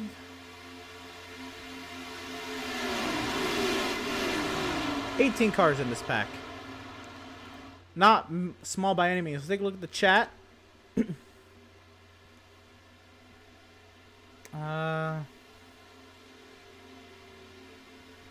Let's see. Jenna Crandall says, come on, Kyle Lingerfeld. Remember, if you win first, you're last. Chris Dixon says, let's go, Matthew Setzer. Ethan Licklighter says, let's go, Setzer, RC, buddy. And Diane Mendez says, come on, Kazi. As Kazi, the Bama boy himself, born Floridian, but he said he moved to Alabama in his teenage years, lived in Alabama most of his life, you know, and repping the Bama Buggies livery, as Christian Converse is going to jump out of line, out of his team, and Seth Berger's going to go even higher. Oh, goodness, and Seth Berger's going to have Wendell Elliott in tow, and they're going to work their way around Christian Converse. They're going to shuffle Matthew Setzer out of line. What a maneuver by the field. Oh, and they're going to wreck! Great, Garrett Velzy involved. Car spinning onto the pit lane. Jacob Zala and Max Service spinning across the infield.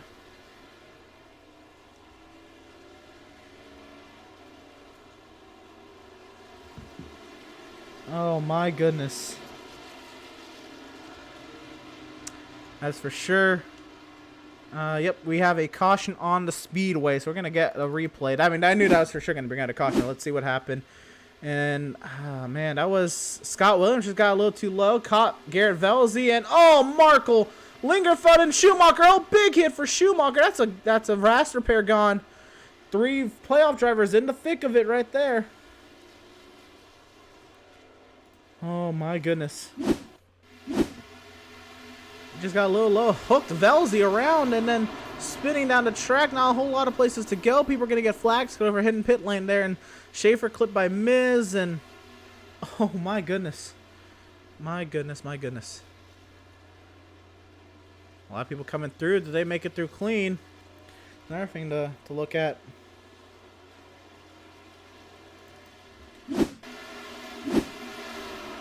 People, you know, coming down pit lane trying to avoid it. And oh, Zala, what were you doing? He was cooking it in pit lane.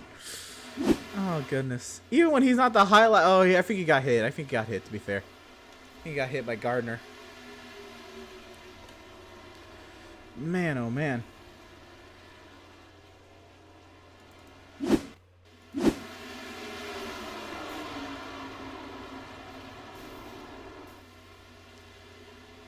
Trying to organize replays here. My apologies. There we go. So we missed that one, but we'll get another look at it here. And they're just spinning out of control, and oh, right down the track is Setzer. Man, on Tyler Markle, not a whole lot of places to go. Setzer kind of gets it rolling. I want to ride on board with Tyler Markle here. Let's see just how. Wham! And Lingerfeld. Did Lingerfeld save it? Lingerfeld might have saved it, but Schumacher got some big damage in that one.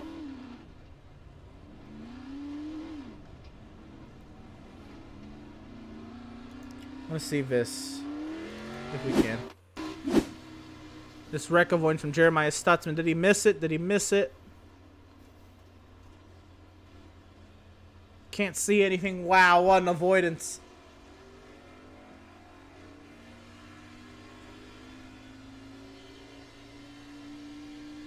What an avoidance.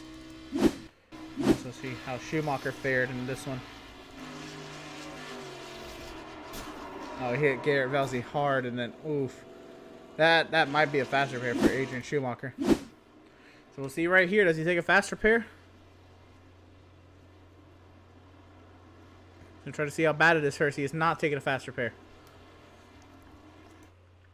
His pit stops work out. It's Stutzman staying out and Seth Berger winning the race off of pit lane.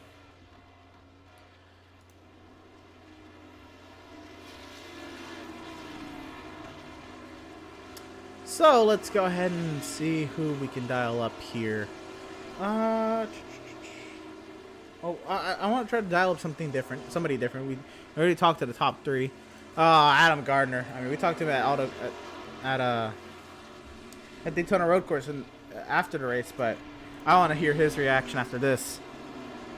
Let's talk to the man, the league owner himself, Adam Gardner. Hopefully he's not too busy with race control. I'm gonna ask him first. Adam, hopefully you're not too busy with race control to be pulled up here for an interview. Hey, how you doing? All right, good to know that you're good. I didn't want to pull you away from any important conversations, but yeah, having a nice little run. Got yourself a lap led as well, I believe, right? Yep. Oh man. So that incident, were you ahead of it? I believe when that happened. Or? No, I was behind it. So lucky to get through that clean, but unfortunately, got a little bit of contact coming out of the pit. So we're fixing to go back in and fix the left side of it here. Pull the left front fenders out. Yeah, just very slight damage, but even that can, cost you seconds at Talladega. Or, yeah, better to fix it now while we can. So what you've seen, it looked like, a lot of playing nice. And by the way, from the entire field, beautiful, beautiful round of green flag pit stops. I mean, there was about 20 of them that came in that one lap, and nobody made contact with one another. Yeah, I was very impressed actually with how it went through, and impressed, but at the same time not surprised, considering how these guys are and how we race every week. So, but at the same time, it is Dega, and it's going to be tricky, especially with how tight everybody is and how close everyone is together. So, absolutely.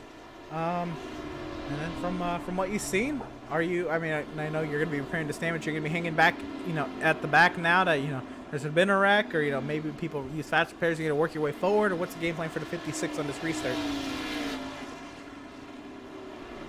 Give me 1 second here. What was that, Scott?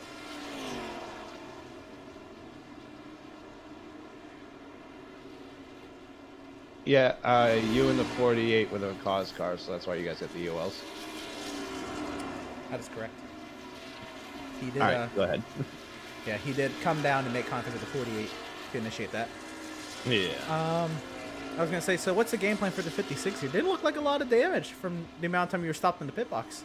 Now the plan is to really make it exciting. It was fun coming up from the deep in the field for the start, so it's gonna be even more fun to do it now again. Right on. So no holding back in that 56. Nope, we going. Right on. Well, driver, we're going to leave you to it. Back to your league owner and race control duties as well as a driver. We'll leave you to it. Best luck to you, and hopefully we'll talk to you on the far side. Appreciate it. Hopefully I see you on the other end. Absolutely. Driver of the number 56, league owner, and the man himself, the Scooby-Doo car, known as Spooby to most, Adam Gardner to us. Driver number 56, what a guy that is. Double wide and ready to go. One more time, let's take a look at the chat before we get to racing.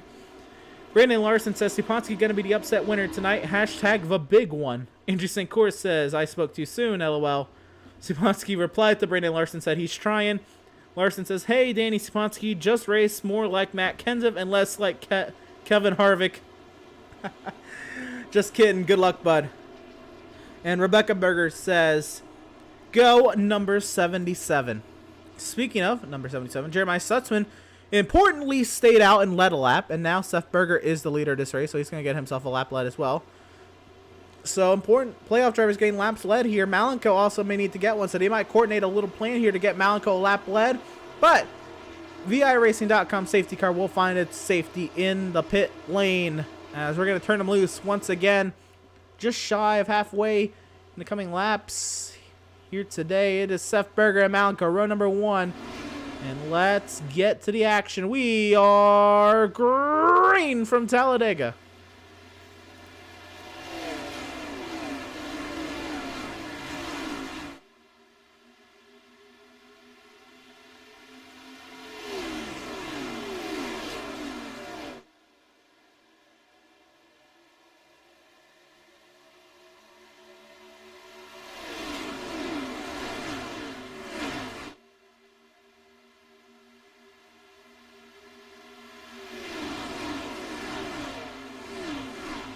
So that was the coordinated plan from the Swift Motorsports boys. Malenko does get clear out in front of Seth Berger to try to both get them some laps led, even though they're competing against each other for the playoffs. They are first and second point standings coming into today's race.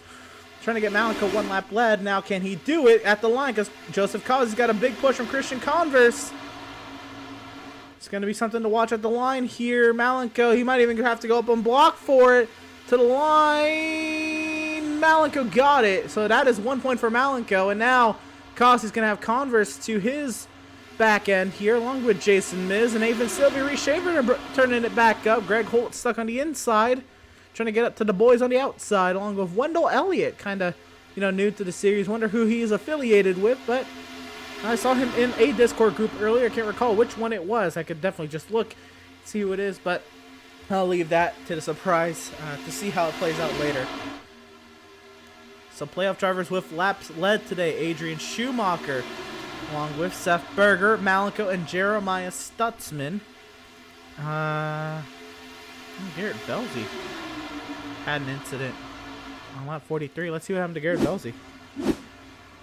Back straightaway, he just pulled off. I think he did not use his fast repair and tried to see how bad the damage was, and he said it not like enough. He towed it. But interesting move. Joseph Cosby does get clear at 2 to race lead over Malenko.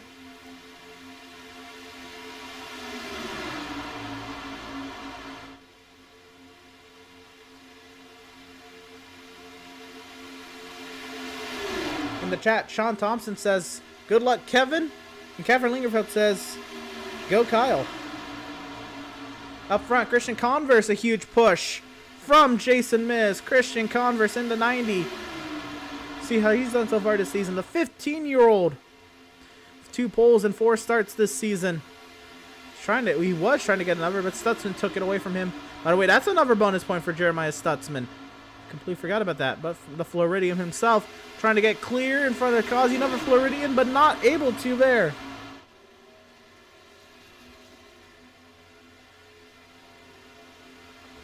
Down the back straightaway we go. The fanning out here on the back straightaway.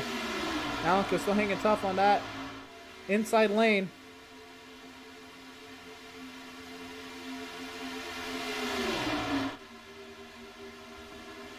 Up against the outside wall is Jason Miz. He's fallen back into the clutches of the pack. And that's now Converse with Nathan Sylvia. Sylvia's going to try to push Converse out in front, but Converse is definitely going to leave him. So that's going to leave Sylvia, Schaefer, Service, and Zala. They're all going to work together, though. If they can get lined up and maybe bring Malenko and Seth out of that inside lane if they can. Zala, never mind, he's going to try to leave that outside group. He's going to put himself right in between Berger and Greg Holt. Jacob Zala is.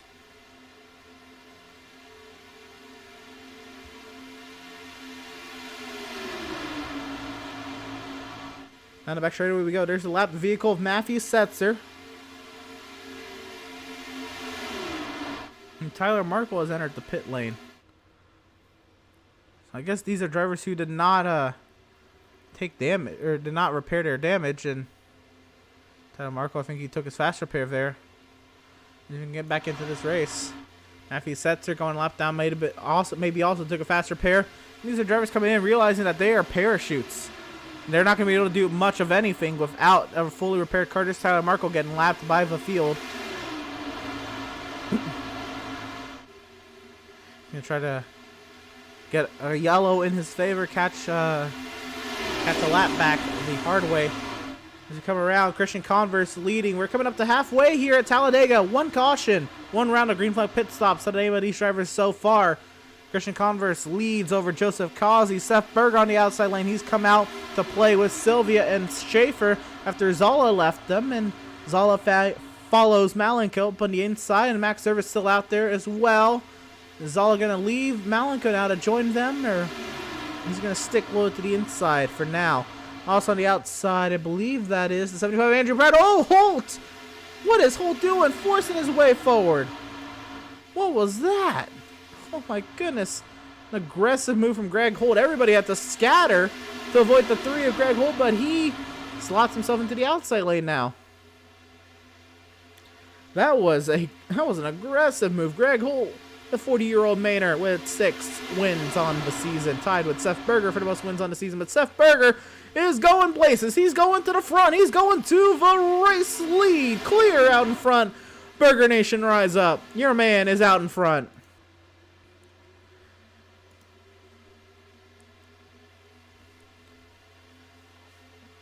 Let's see. Eduardo Cardenas says, all gas, number 77. And Kerry Young says, Highlines running well. Nice driving, guys. That Highline is working very nicely. Major props to the field. And Seth trying to go up and block Nathan. Not able to do that. Sylvia is going to come around the outside to try to take the lap. Well, the next lap, because Berger did get that lap led there. And he already led laps early today. So he's just up here playing around now. They got fast repair. Some drivers have used theirs. Nathan Sylvia, Reese Schaefer around the outside. They're looking to get clear Seth. Nearly 3 wide now. Sylvia in the sucker hole. Here comes Schaefer with the push from Greg Holt around the outside. We have gone halfway here at Talladega. At least the last lap was halfway. And Schaefer now way up high. Drivers scatter and Zala trying to give some room, and here comes Kazi out of the inside to help Christian Converse as everybody's kind of, caught looking every other direction. Kazi's going to take Christian Converse to the front and try to clear in front of Seth Berger. He will.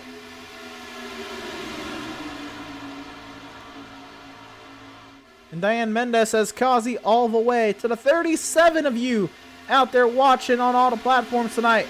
Hope you all are enjoying the show and continue to stick with us. We're into the final part of this race. If we can go green to the end, we have at least 1 round of green flag pit stops to the end. And then things are still going to be very antsy. We still have 7 playoff drivers in the field looking for 4 playoff spots in 3 weeks' time at the championship race at Kansas. And we could know one of those 4 drivers with a potential victory tonight, but there's also 24 others trying to get their own names on the trophy tonight here at Talladega. Seth Berger now to push on the outside with Nathan Sylvia trying to get clear, and he will get clear of Christian Converse.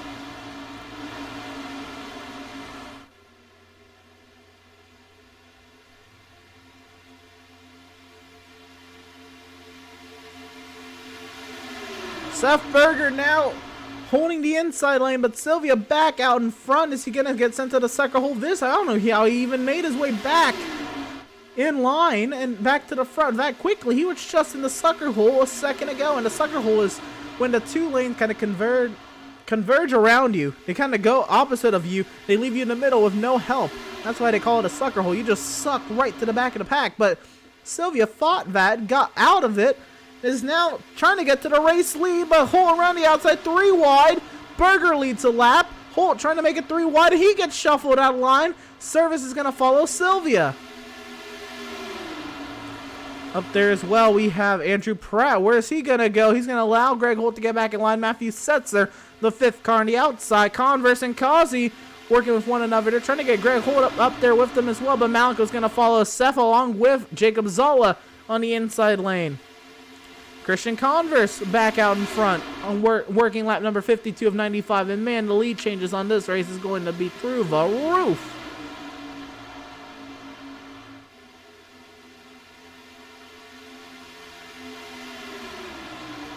Kazi trying to get clear. Seth, no. Seth has to check up to not wreck them. Here comes Sylvia. Not too much help, but he's got service behind him. But now Kazi and Converse are trying to split Greg Holt into their line. Now Malenko, he has a little look up high. I don't know if that's maybe him trying to hold a line. There's some damage to the back end of that 81 just from probably getting pushed. It is so difficult in this pack. Let's ride on board with Greg Holt and see how he's trying to work his way forward.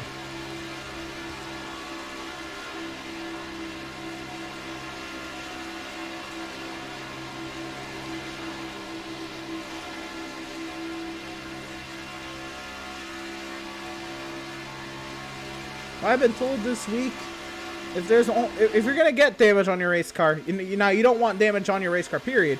But if you're gonna get damage, you want it to be on that left rear. The car's gonna turn a little bit better now. These cars are already kind of loose in the pack as well.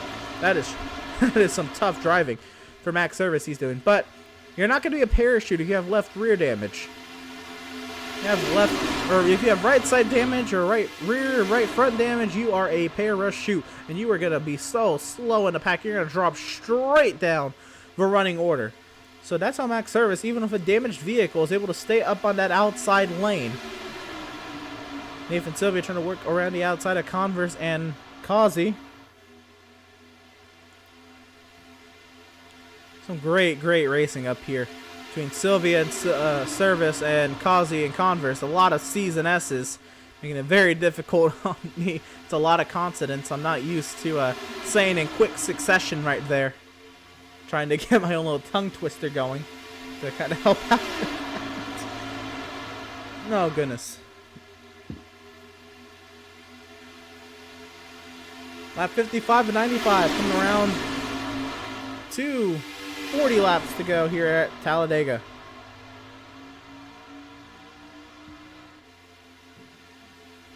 Still double wide, now 3 wide. Sets are getting shoved out of line. Pratt to the inside of him, along with Schaefer, and Helton makes his way. Remember, Helton had lost the lead draft. He's up here in the thick of it. Keith Helton is the 33-year-old from Tennessee. Already won top 5 on the season. Second to Greg Holt at Las Vegas. And we all remember how wild that finish was at Las Vegas. Sideways across the line. The top 2 were in a huge wreck after the checkers. This pack is 26 cars deep, with Jeremiah Stutzman, the 26th placed car. Matthew Setzer is in the field, trying to work his way forward and try to get a lap back. He's in the lucky dog position. Eric Peck in the field as well. They're actually battling for the lucky dog position.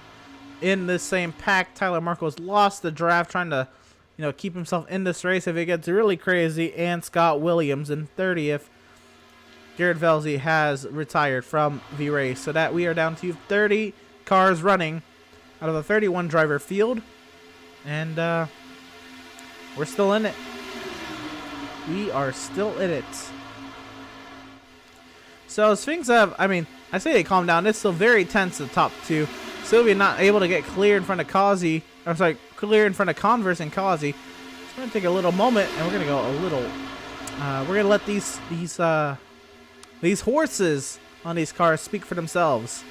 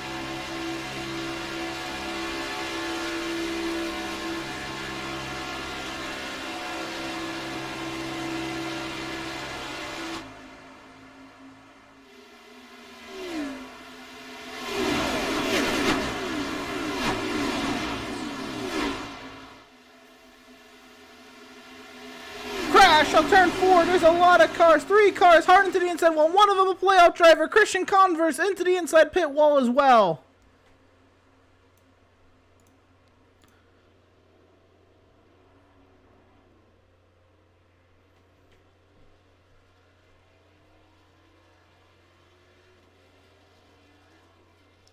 And they're still racing for it out in front. On the straightaway, I think they're going to have to look at who the leader is. And Christian Converse and Seth Berger, big crash. Let's see how it happened. Oh man, we're gonna catch a little late there, and Scott Williams was trying to pit there as well. Oh man. Let's see what happened. Right here, and I think Holt just pushed Converse and big hits. Seth, big hit into the inside. Well, that's going to be a faster pair for both of them.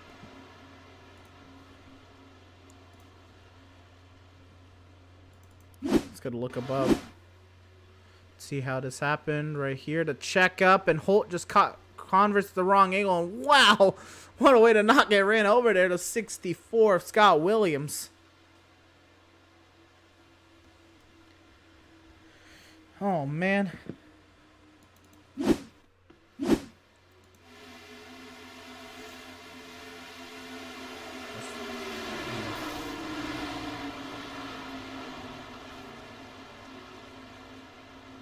We've already seen a lot of people come in after thinking that they could repair their damage. So I think, yeah, that's going to be a faster for both of them. I think, Seth's doesn't look as bad, but he did hit the front end of that car pretty hard. It, ricocheted him off that wall. So I think that's going to be a pit stop for Seth Berger. And this is the camera a similar camera to what we just saw to crash from under Crank It Up. And that is... Wow. Wow. I do not know what to say. Wild turn of events here, but pit stops underway from the field. Matthew Setzer, the lucky dog. Setzer will get the wave around. Now look at the chat as we go into pit stops here. Mark Berger had just said, "Go 77, you got this." And Andrew St. Cour had said, "I think Max's bit of damage is preventing him from pushing the outside line, as we've seen all night."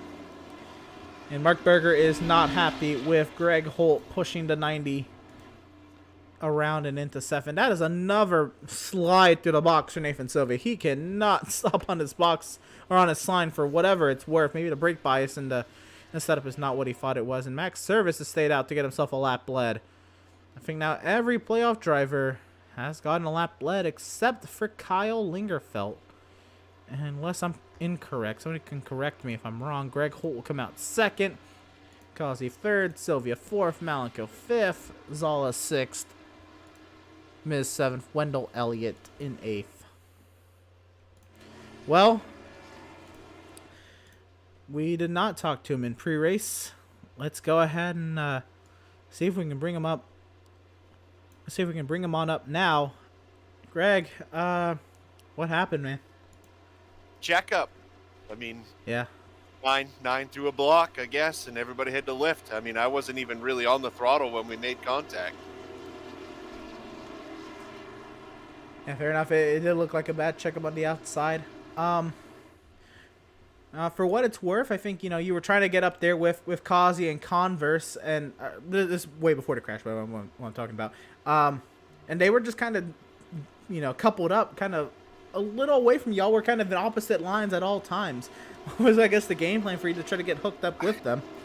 I was just trying to get there, but Max had some pretty severe damage on the car, and so didn't Reese. So really, the fact that we were even keeping up with him, every time the car went away from being in front of Max, it just stalled. I couldn't push him. Too much damage. They both said, I asked them afterwards. That's why I tried to peel Max out and got behind Christian. I mean, it's fine when we're all in a line, but you can't have a car that's got a parachute on it trying to lead the pack out there, Right. I was actually, commenting on Max's damage. You don't really want damage on any race car here at Talladega. And I think he's coming in. He just kind of got his lap bled. Are you coming in as well? Yeah, no, I am. Absolutely. Oh, are y'all that close on fuel? It is close on fuel. Oh, I just realized. Look at the lap count. Oh man. 5, 4, 3. So what is the fuel strategy? 1. I was getting an EOL anyway, so I don't know. Right. We'll see. That's right. We'll see what happens here. We'll see how it goes. Shoot, you know what? I'm grabbing that. I'm gonna take that if I can. It's not gonna let me do it, is it? Damn it. Are we gonna be on 1 to go? I believe so, yes. That did give me damage. Oh well. I guess we'll worry about it next time. But I was saying, I guess if you're gonna get damage on a race car here at Talladega, that left rear is kind of the way to go. But is it really that much of a parachute? I guess. Oh yeah, no. I mean, well, you got to figure that it's downforce. Right. If it's sticking out or anything, it was. So it was. That was. It was. It was just. It couldn't. It had so much drag. Okay. I was thinking since it was pushed in, it wouldn't have been as impactful, but I guess that does kind of make sense. All right, but obviously, you're not a playoff driver. You're here for fun and for the win. Maybe for Causey as well. You're at the back of the field here. Looks like it's going to be close on fuel. Are you going forward, or what's this 3 car doing? We're gonna play it. I bet you business is about to pick up, so we'll see. I mean, I'll go to the front. I still got my quick repair. We'll see what happens, I guess. Right on. I don't really know how it's gonna play out. If we can go, we'll go. If not, well, I guess we'll ride around. Actually, you are not on 1 to green yet, so. We're not? I see the caution light still on the It's speedway. telling me to be on the inside okay. line. So are we on 1 to go, guys?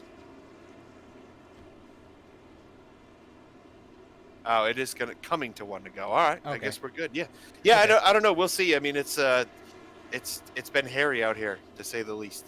At least I got Christian at the back with me. So if I want somebody to work with, I got it right here. Absolutely. Well, we will leave you to it. You can continue to talk to your team and get ready to get set for this restart here. Best luck to your driver. Hopefully, we're talking to you on the far side. All right, sounds good, buddy. Absolutely. Driver of the number 3, Greg Holt there, and he said there's a checkup, and I do believe him. So we're going to take one more look at it and see, where this all stems from before, we completely throw blame on Greg Holt here. Let's see. I mean, Nathan was... he was there. Let's see how late this block was. See if we can. Go back. I mean, this is so far ago.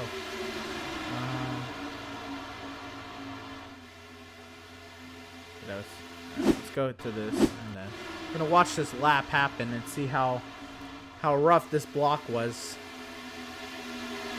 and see how it was impactful.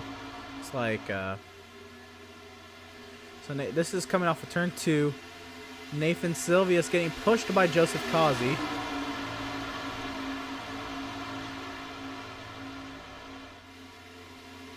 And Causey trying to get clear Converse. Converse maybe on the brakes, trying to get Causey out in front. And let's see, when does Causey move up the track? I mean, moves up, but Nathan didn't like block too late. I don't know. The 9. I mean, he reacted to the 88, but it was not like a late block or anything. So I'm not pinning that on Nathan by any means. That was not what caused that incident.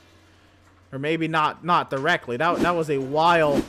That was a long while before the block and the incident had I guess created that incident. So, we're back to it. We're on lap 64 of 95. I believe we're coming around to the restart here. The lights are off on the pace car.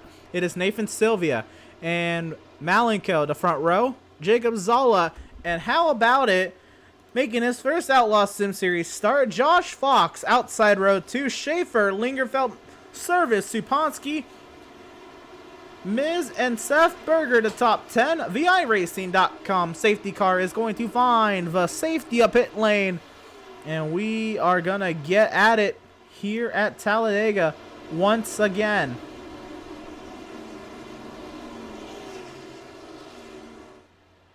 So here we go. The field's in the hand of Nathan Sylvia. We are green from Talladega.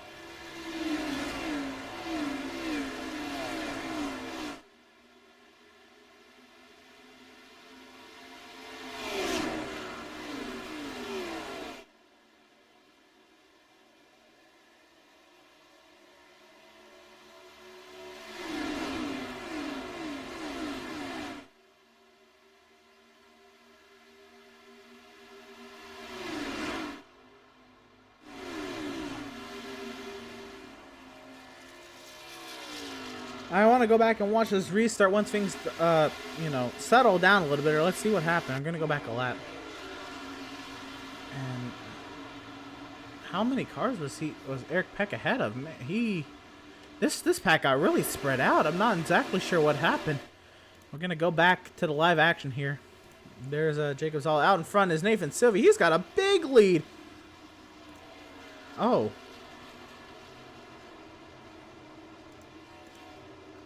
Are we under caution? Let's see what happens. My Stutzman entered the pit lane. What has happened? Were we not supposed to go green? I think that's potentially what's happening here. We're gonna watch this restart. I do not know what is entirely happening.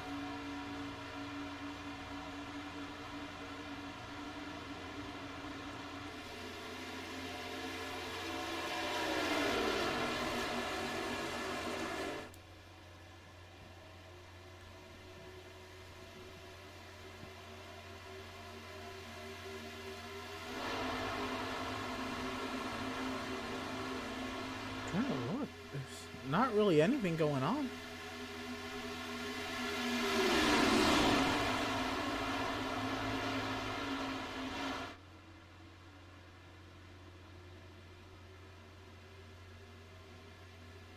Caution once again. I don't know what has happened here. Oh, Jeremiah, did Stutzman get the wall there? Let's see. Oh, park and hole. Oh my goodness! Oh my goodness! That is a caution. Oh my! Oh my goodness! What happened there? It's like Park caught hole and hold into Stutzman, and man, what happened there?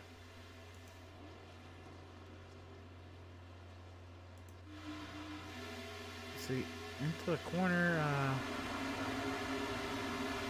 Park was low and then high, and the car kind of darted from him, and Stutzman a wild, wild ride.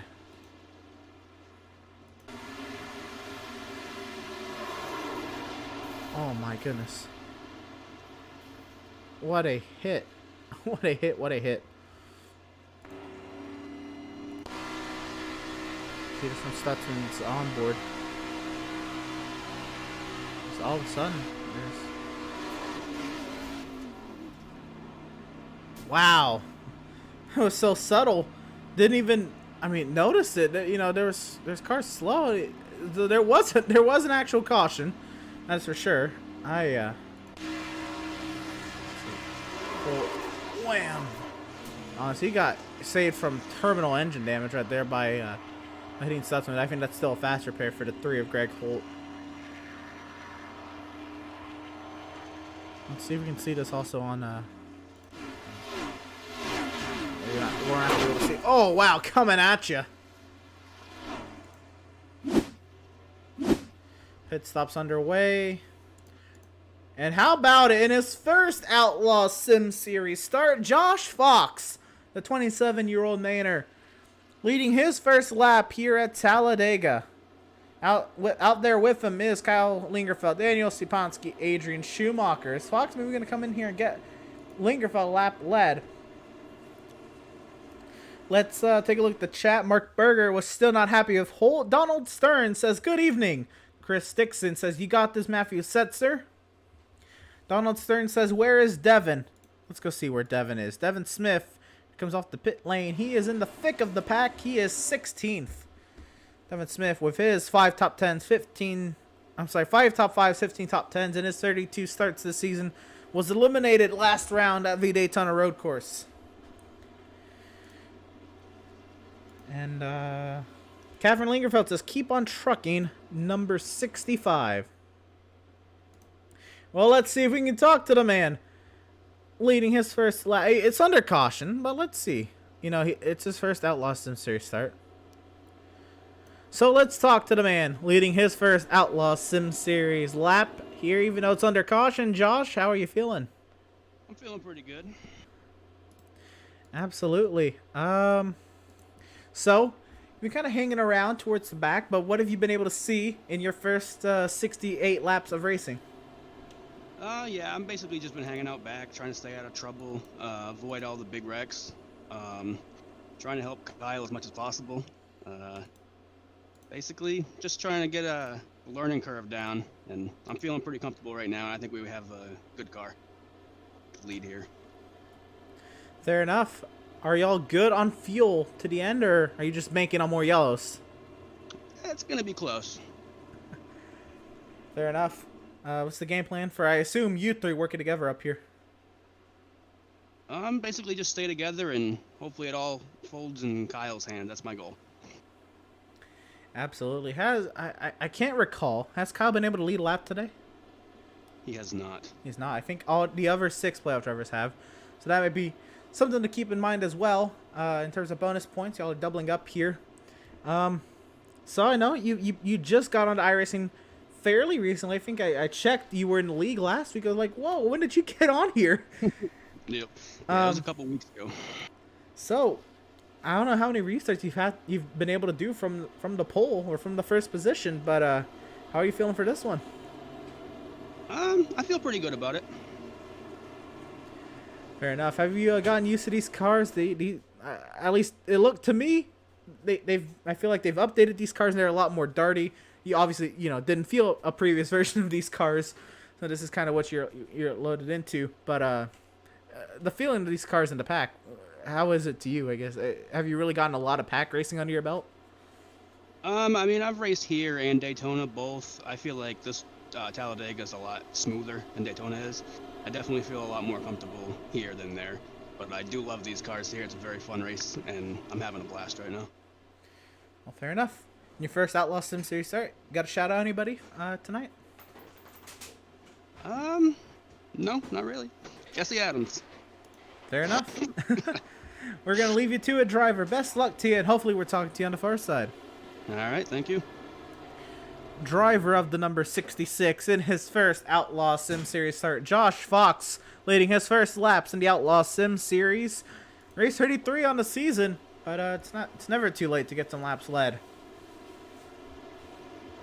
Donald Stern says, what about Miz? Okay, let's check in on Miz. How is he doing? Miz is in the top 10 right now, running in the 9th position.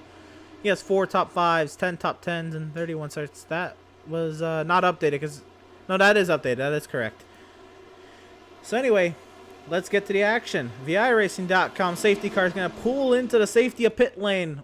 We're going to start lap 70 of 95. We're going to be going green with 26 laps to go. Joshua Fox in his first Outlaw Sim Series lead. He's going to lead us to the green. The field is in his hands. We are green from Talladega.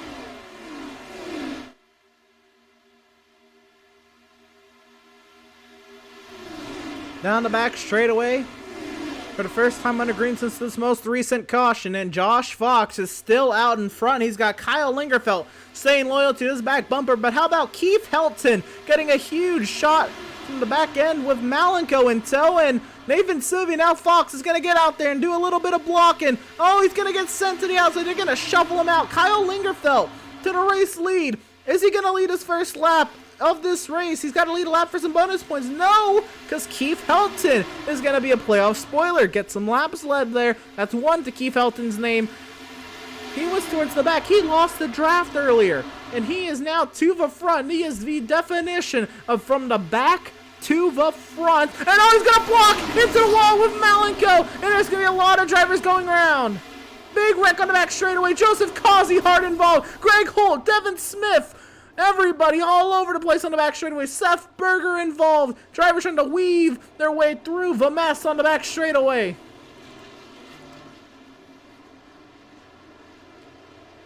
Massive, massive damage to lots of cars. And the caution, obviously, out on the speedway. Let's take a look at what happened. That is Schumacher. Schumacher's damaged big time. He's got, he's used his fast repair, I believe. Actually, that 82 myself is fast repair. Keith Helton was just trying to block, and it was a little too late in. Big hit for Adrian Schumacher. Big wreck on the back straightaway. That might be easier to tell you who did not get in this wreck. Massive, massive accident.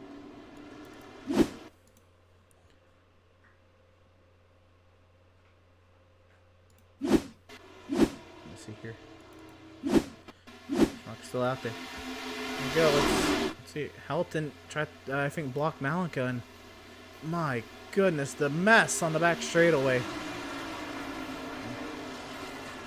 Just one little move at the front of the field, and it's over. I mean, everybody is in danger once there's a wreck like that at the front. Let's see. Helton just a block, and Malenko just got shot into the wall and just nowhere for anybody to go. Big damage. I believe that was the The 25 there of Wendell Elliott as well, big damage. What a mess. What a mess. In the back straightaway here at Talladega.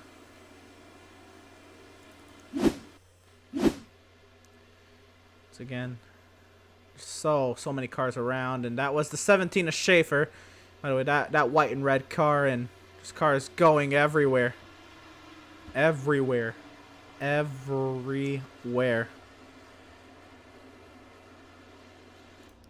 Alright, get ready for this. We're gonna go on board with Malico in this ride. Just a little bit of mistiming, and you can see all the hits this 7 car takes on the back straightaway.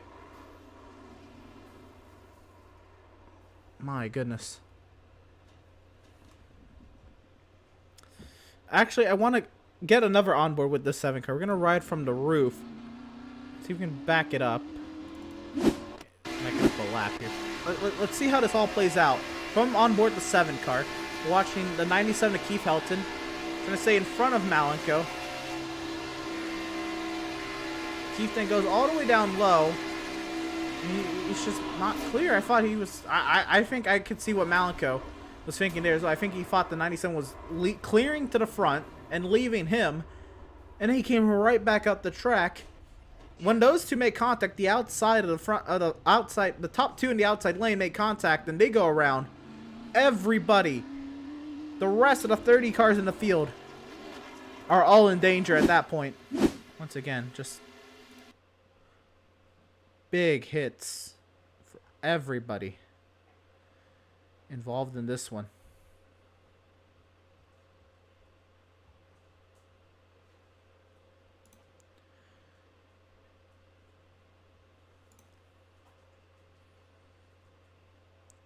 Man, oh man.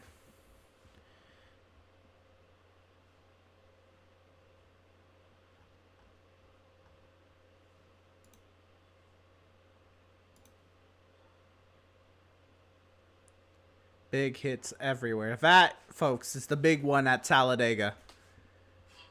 That's why they call it the big one. When it happens out in front like that, it is a big one. Theron Elam, the race leader under this caution. Nathan Sylvia up there. We're going to try to get a word in with Nathan Sylvia here under this caution period. All right, we're going to bring him on up to the booth. Driver of the number 9, Nathan Sylvia. Nathan, what did you see there? I saw a guy just in front of Malico. He was indecisive, and he looked like they just kind of went down, and I guess that he thought that he was going to get pushed, so he came back up, and well, he kind of just wrecked himself and wrecked the field. That was a massive accident. You were right in the middle of the beginning of that. What were you just thinking, trying to... When you saw the 97 go back up the track? Dart as low as I can, and I feel really bad because I destroyed Schumacher. I doored him trying to get away from the wreck, but I don't have a reset left, so I was trying to do everything I can to not wreck anyone else and not wreck myself, but we got through it though. Right. I mean, you know, at that point it's just reactionary, and there's not a whole lot, you know, anybody else can do. That's just what happens when there's a wreck at the front of the field. Fair enough. How's the race been to you? You know, you've been up here in the middle of the pack. You're not a playoff driver. You have nothing to lose in your first start. Trying to get up here and get yourself a win, but you know, how are the B cars feeling today? They're actually, I think they're slower than when we were at Daytona because you can actually like push in the corners now. So I've been a lot more aggressive with my moves. Have you seen earlier? I was blocking everything I can. I'm just trying to leave as much laps as I can and try to bring home a dub. So there was a little bit of talk. I think at this point, 2 cautions ago, because there was a flip in the back of the field that brought the caution before this one. But 2 cautions ago, when there was a checkup on the outside lane behind you, I talked to Greg Holt. I think he's saying, you know, the contact he made with Christian Converse kind of happened when you all stacked up and he wasn't even on the throttle. It could have stemmed from your block, but how do you feel that block went? I figured that block wasn't even really a late block. You followed Causey up to the middle lane, but what was your take on that? I mean, I don't think I did anything wrong because I knew that Christian and Kazi were gonna work together, and and that inside lane was just a die out. I mean, you can't go anywhere in the inside lane, so I was just trying to block them because they're gonna work together, try to come down, and I don't know, didn't affect me. Kazi didn't even push me, so I would have thought that he would have been still on the gas and we wouldn't have a checkup, but he never got to my bumper. Fair enough. All right, this restart, 21 laps to go. What's the plan? Go big or go home, man. Just try to stay up front. Just maintain the lead. Absolutely. All right, we're gonna leave you to it, driver. Best luck to you, and hopefully we're talking to you on the far side. All right, thanks, man. Absolutely. Driver of the number 9, Nathan Sylvia, man. That was a wild turn of events for him.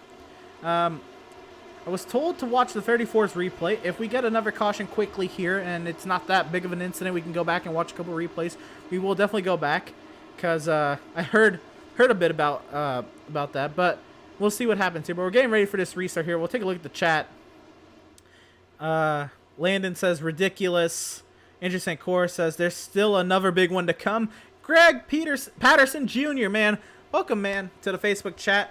I know you remember me, man. Good to see you in full force here, and hopefully you're enjoying the show.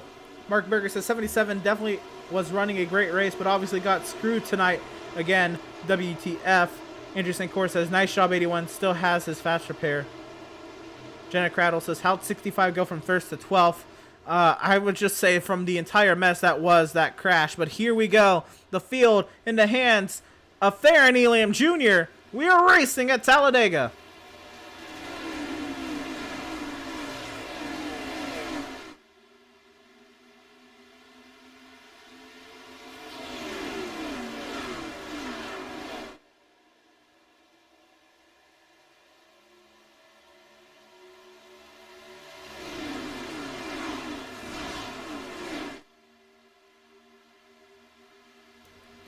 Down the back straightaway, everybody kind of files in line, but here comes Sylvia with Zala. Marco looked like he was going to go, but he did not commit to the move. He's going to file back in line. Here we go into turns 3 and 4. Schaefer's up there as well.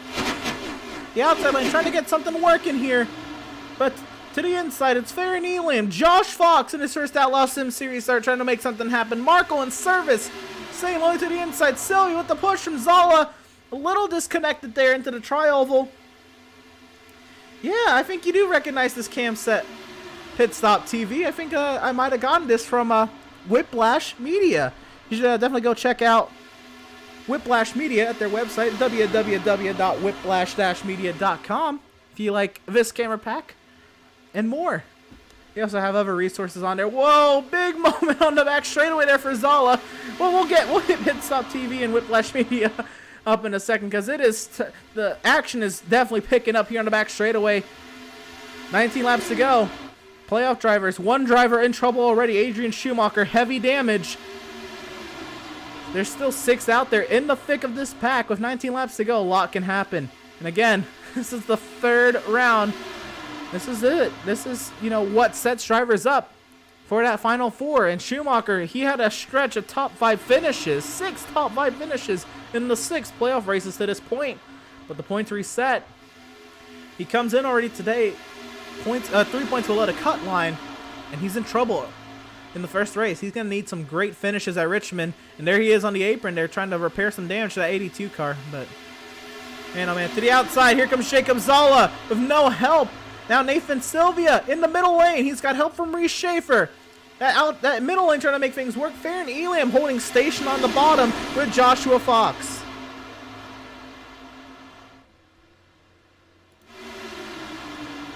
Kevin Thompson has tucked up inside, or to the back bumper of the 17 of Reese Schaefer. Kevin Thompson now trying to make something happen on the outside. Nobody's going to go with him, though. He's going to get shuffled out of line. I was just about to say, we haven't mentioned Kevin Thompson's name all day. It was good to see him running out in front, but he's going to get shuffled out of that second lane. He might be able to find his way in line soon, but they're tightening up very tightly up on that outside lane. Kyle Lingerfeld up on that outside. I don't believe Lingerfeld got a lap lead. No, he did lead under a caution period. That is correct. So Kyle Lingerfeld, I think all 7 playoff drivers got laps led in this race today. So those bonus points will go a long way, but Schumacher going to see himself towards the bottom of the standings, needing some good runs at Richmond and Charlotte. He's going to make his way into the championship 4 at Kansas. Supansky hanging station third car on the outside lane as well, trying to get up there with Josh Fox and trying to bring Kyle Lingerfeld with him. Again, Wendell Elliott, he came into this race very late. I didn't even see him on the entry list. He's here making his first Outlaw Sim Series start. And Wendell Elliott having a nice little run inside the top 10, now 5th car in the inside lane. That outside lane, it is really stacking up now, and they're really getting some momentum going. Daniel Supansky, the 3rd car on the outside with 16 laps to go. We saw how aggressive he could be at Daytona earlier this season. His one top 5 this season was at Daytona. He's made 2 starts, by the way. His one top 5 this season was at Daytona. He got 3rd.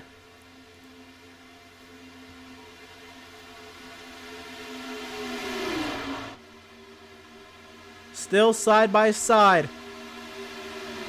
James Gilliard, once again, I cannot give this man enough credit. Coming back from the injury to his hand, 2 months sitting out of the sim. He's made 23 starts this season out of the 32 races ran so far. Daniel Park, loose in the tri-oval. He's trying to hold on to it. Gonna make contact with Zala. Tries still to hold on to it. The one to Dan Park. He's gonna file back in line behind Zala ahead of Keith Helton. What a scare. For the back part of the field right there. Nathan Sylvia, Reese Schaefer continue to lead out in front over Farron Elam Jr. Actually, no, that's new. Schaefer pushed Sylvia to the lead, and now Schaefer getting a push from Supansky, trying to get clear Sylvia. They're trying to make a 3rd line work back there as well. That's Eric Peck. Look at the run Eric Peck has around the outside. There's no help out. The key file is way in the line. Lingerfeld and Miz almost made contact there in that 5th row. Here comes Eric Peck. More pushing. He's got, here comes Lingerfeld jumping out of the line. He's going to join. I believe that is Keith Helton up there. Eric Peck. A huge run around the outside. He's ready to play here at Talladega. 14 laps to go. 3 by 3 by 3 behind the 1st row.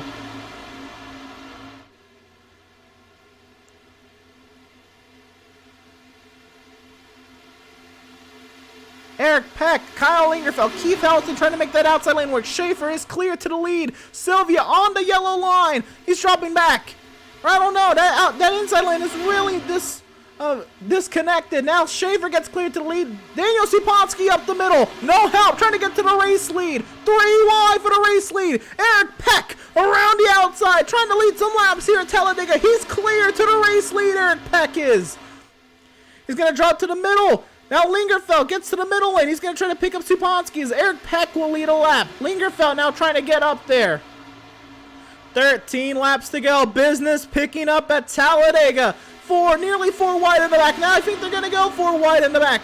Farron Elam in the thick of it back there. No, that's Joseph Causey. No, I'm sorry. That's another red card. That's Wendell Elliott, the 25, making his first start this season.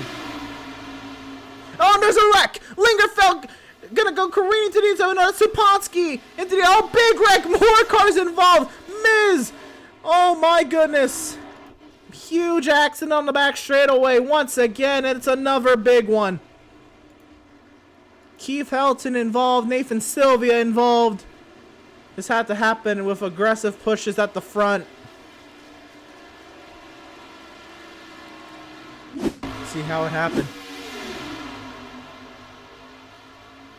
And it was the outside lane. It was Thompson getting Lingerfeld, and oh man, we can't even see that hit back there, but what a hit.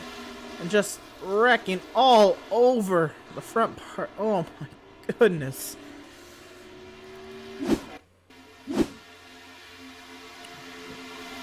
Lingerfeld blocked Thompson and then got hooked, and just cars got spun around, and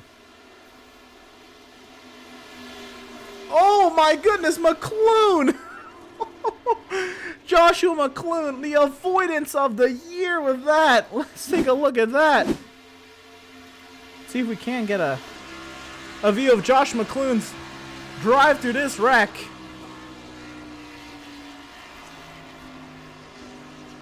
Oh! Josh McClune, what a move.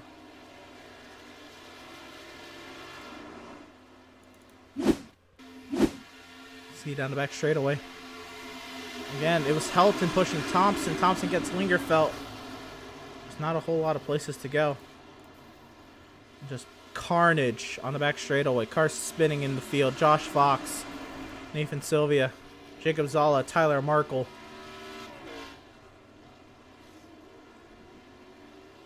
Man. That is...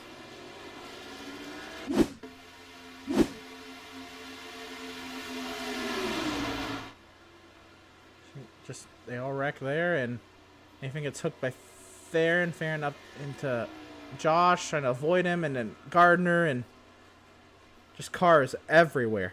Cars everywhere.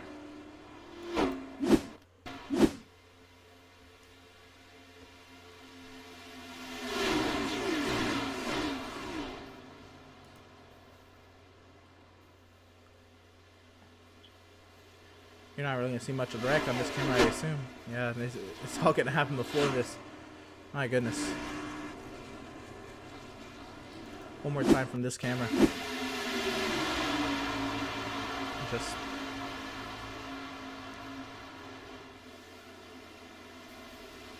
pushes, bad pushes, man. Bad blocks and bad pushes. And, oh, Malco spins Marco around right there at the end as well.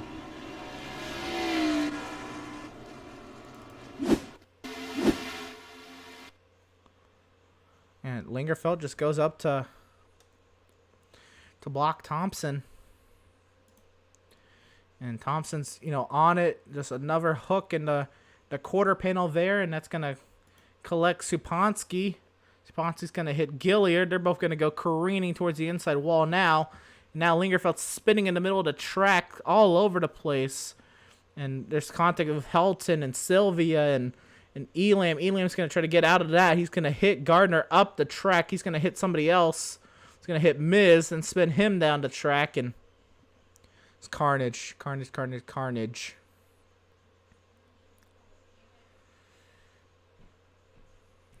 That is a lot of cars.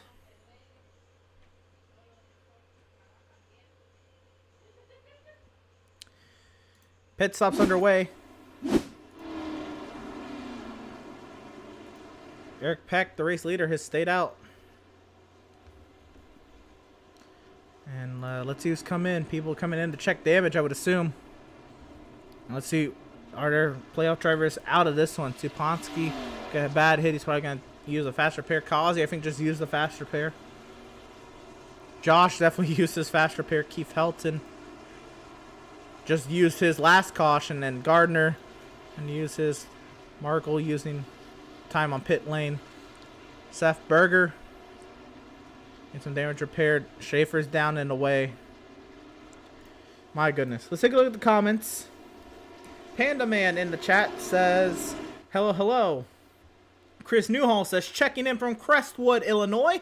Go number 77. Dakota Brandon says, go Kyle. John Thompson says, great driving, Kevin. Go finish it. He hit the wall, got loose.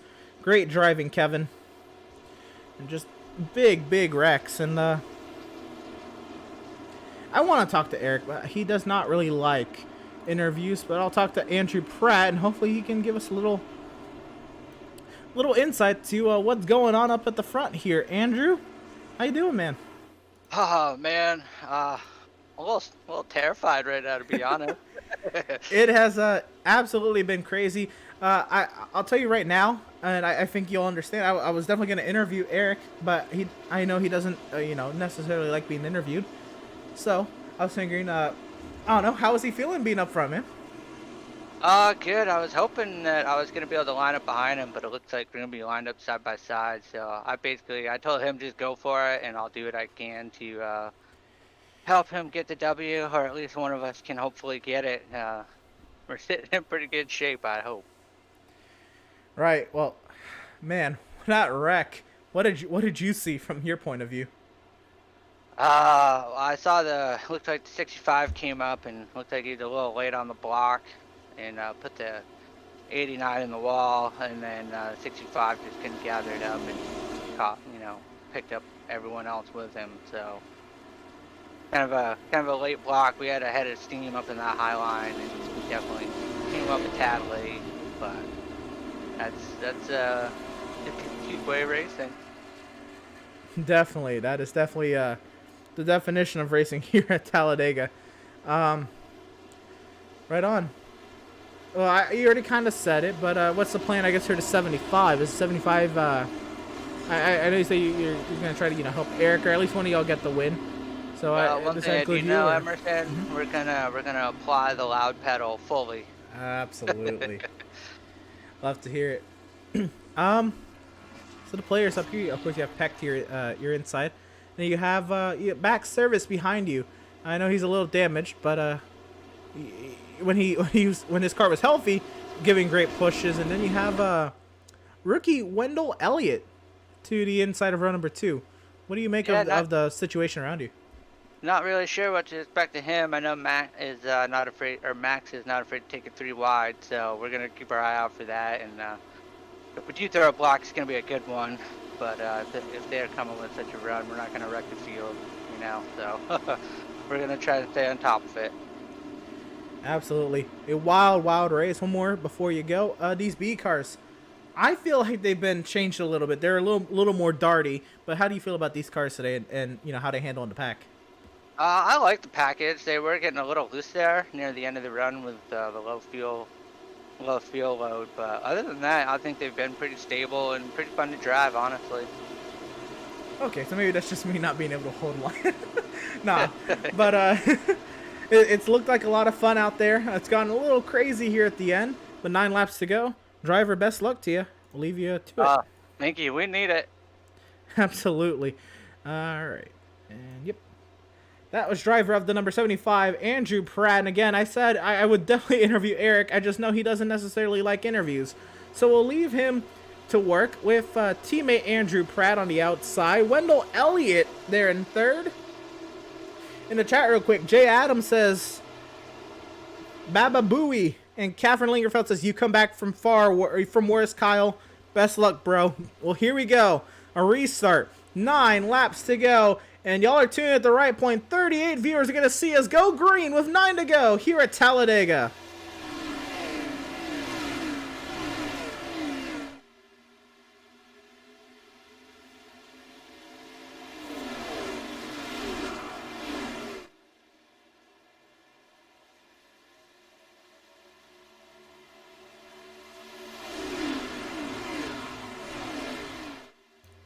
If business has not picked up yet here at Talladega, it's about to.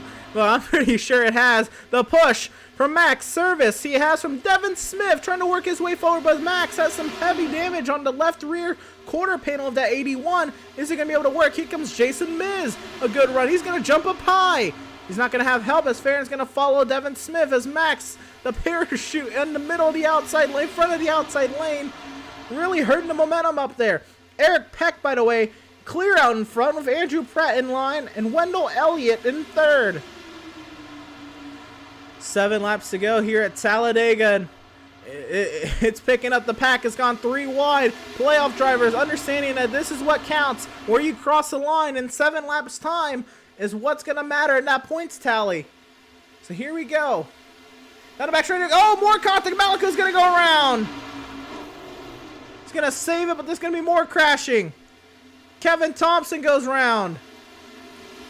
And another caution on the speedway, I would assume. Yep, there is a caution on the speedway. See what happened. Oh, that was a little late, but oh my goodness. Dan Park, Jeremiah Stutzman, Jason Miz go round.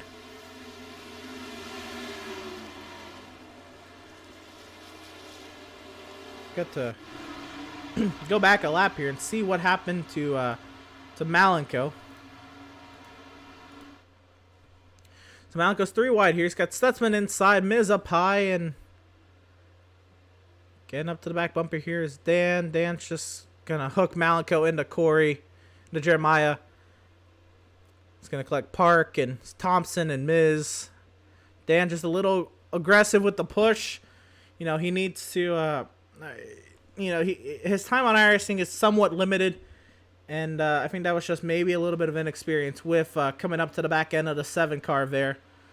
Just a little aggressive. I mean, he had such a huge run. He was trying to help Malcolm, by the way. He was not trying to turn him or anything. They're friends. I know he was trying to push the 7 car, but it was just Malcolm moved up as Dan was coming. That's a bad transition point off of 2, and not a lot that Malcolm could have done. Malcolm, was just trying to hold that line there in the middle. Dan came together, and Jeremiah, man, just innocent bystander. Let's see the ride he went on here, along with Jason Miz and Kevin Thompson in this one. The 2 playoff drivers, Malenko and Stutzman, involved in this one. I think Malenko, for the most part, doesn't have too much damage. Stutzman, can't say the same. That was a bad hit.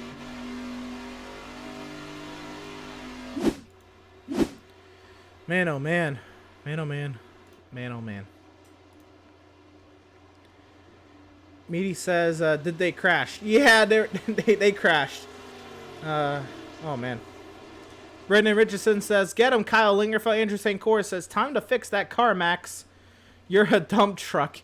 Yeah, I think it's time to come to get that fast repair, Max. It might be a little too late to leave the front valve. They keep crashing. Sean Thompson says, unreal. It's been a rough one, man. It's been a rough one. I don't know Wendell Elliott. I'll see if we can get an interview with him post-race if he finishes on the podium. But I want to talk to Doug Solms, man, and he is on it. Let's see how Doug Solms is doing. I'm going to bring him on up here and get a quick word in with how he's doing here at Talladega. Oh, did I not bring him up? Oh, there he is. Hey, Doug, how you doing? I'm not too bad, man. This is freaking awesome. You're loving it up here, man. I am. It's been fun to watch you and then your teammates with Eric and Andrew. Y'all got yourselves a nice little situation up here. Oh yeah, we're having a blast, man.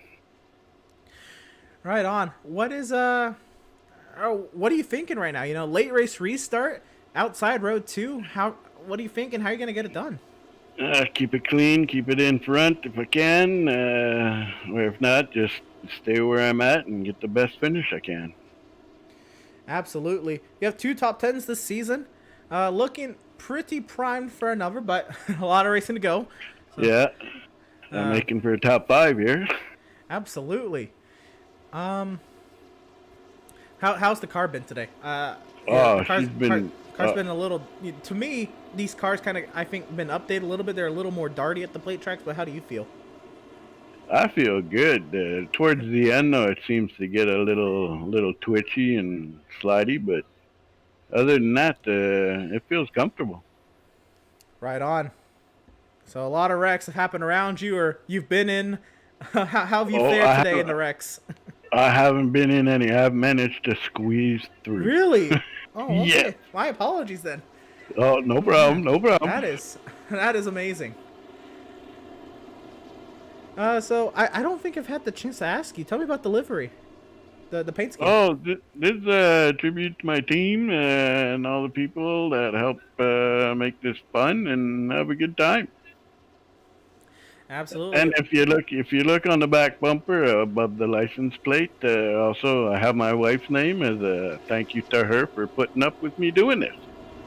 Absolutely, thanking all the right people. I remember you asked me for Ford logos for the car, and I can't remember asking you about it. So I'm glad that we got to have that conversation, and it looks really nice. I love the fade on the paint and everything. Thank you very much, and I'm happy to have your stickers on my car. Right on. All right, man. Talladega, what would it mean to you if you're able to get it done today, man? Oh, it would be awesome. My first win here, except for the All-Star race, but it doesn't really feel the same. I got you. Because all the good drivers weren't in with me in that part. Fair enough, right. Yeah, so I'm looking forward. I hope I get a win. That would be awesome. Absolutely, man. Oh, I don't think anybody would be against seeing that 13 car pull in the victory lane tonight. So hopefully you're able to get it done. 3 laps to go. It's going to be a scheduled green and white checkered, man. Best luck to you. It's going to get very feisty up there. All right, thank you very much. I hope to talk to you at the end of this. Absolutely. Driver of the number 13, Doug Solms. What a guy. The 53-year-old driver from Ontario, Canada. Oh, man. A long, long, long time in this league. Much respect, you know. And being, you know, one of the first people in this league and just sticking around. And, you know, I want to say, back on the console side, our last season on the console side, because this is a fresh league on iRacing, by the way. We're in our first season of iRacing. But we just came from, you know, PlayStation 4 racing on NASCAR Heat 4. He did not have the best of starts this season. But man, oh man, turning up the wick towards the end. I don't believe he made the playoffs. Or I believe he made the playoffs in one series. We ran all 3 series, by the way. Cup, Xfinity, and Trucks. Back on console. And he had definitely worked his way at the steady top 10s, top 5s, and leading laps and stages towards the end of that season. And I can't help but notice that the kind of similar thing has happened here on iRacing. And I'm very, very happy to see Doug Solms make the improvements he has. So let's see. Daniel Saponsky, he is not happy with the outcome of this race. Donald Stern says, do you get 100% damage fixed every time you pit? No, you have to actually repair damage in parts unless you use one fast repair. These drivers have only one fast repair to their credit, but a lot more than one big one has happened today. One fast repair will completely repair their car, but other than that, no, they have to pit every time and get a little bit of damage repaired every lap they come into pit lane. Which cars are they using? They're using the current NASCAR Xfinity Series cars, and Meaty says he loves that guy's voice, Doug Solms. Man, we love him here too. But here we go. A scheduled green-white checkered restart. We are not in overtime yet. It's going to be 2 laps to go here at Talladega. The field in the hands of Eric Peck. 39 viewers. Y'all are all going to be here for the journey we're going to go on. 2 laps to go from Talladega.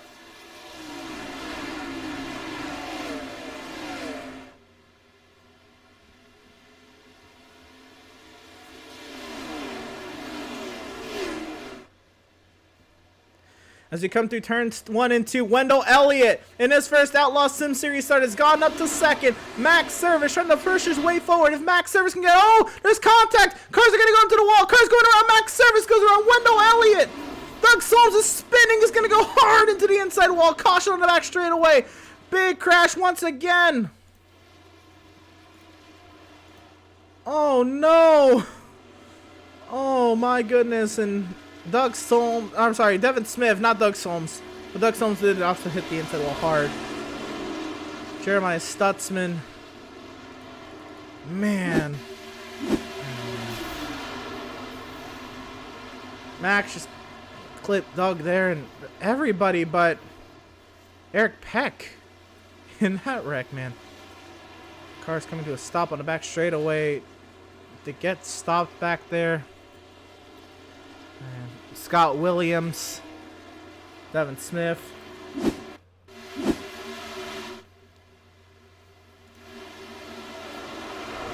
Oh, man. Oh, what a hit. Who else is down there? Andrew Pratt's in that wreck. Reese Schaefer down there.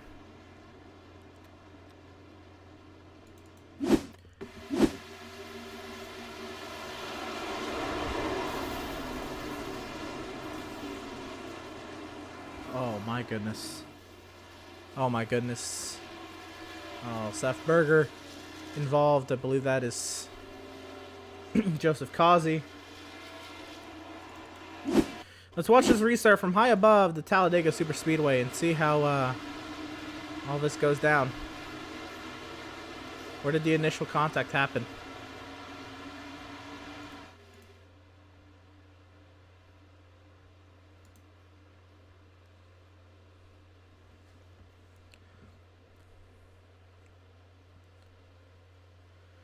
So Wendell Elliott gets the back bumper. Devin Smith pushes Max, and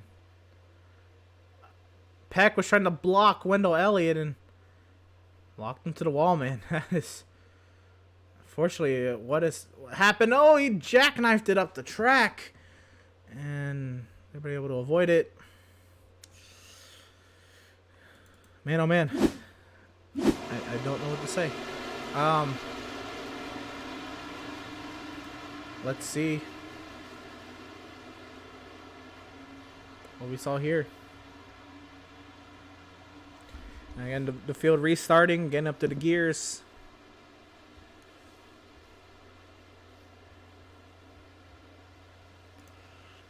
You know, he pushed Eric and then got to the outside, and did he? Oh, maybe did he hook Eric? No, I don't know now. I'm gonna see this from the onboard of Max service. Oh, but who was behind? I guess yeah, Max was closest.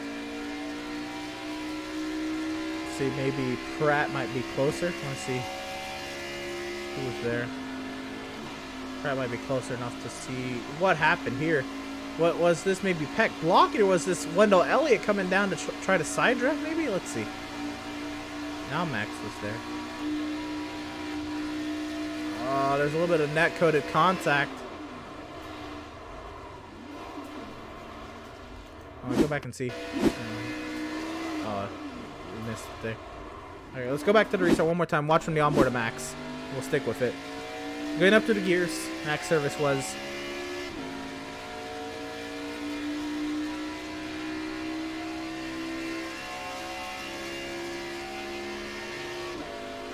And this is behind Pratt. Pratt there on the outside. Pratt does not come down on Max. Max is getting the nice run up to Wendell Elliott and Eric Peck. Elliott moves out of line. He's above the yellow line or white line there. He kind of comes down and net code hits Peck in the rear, and man, wild run here.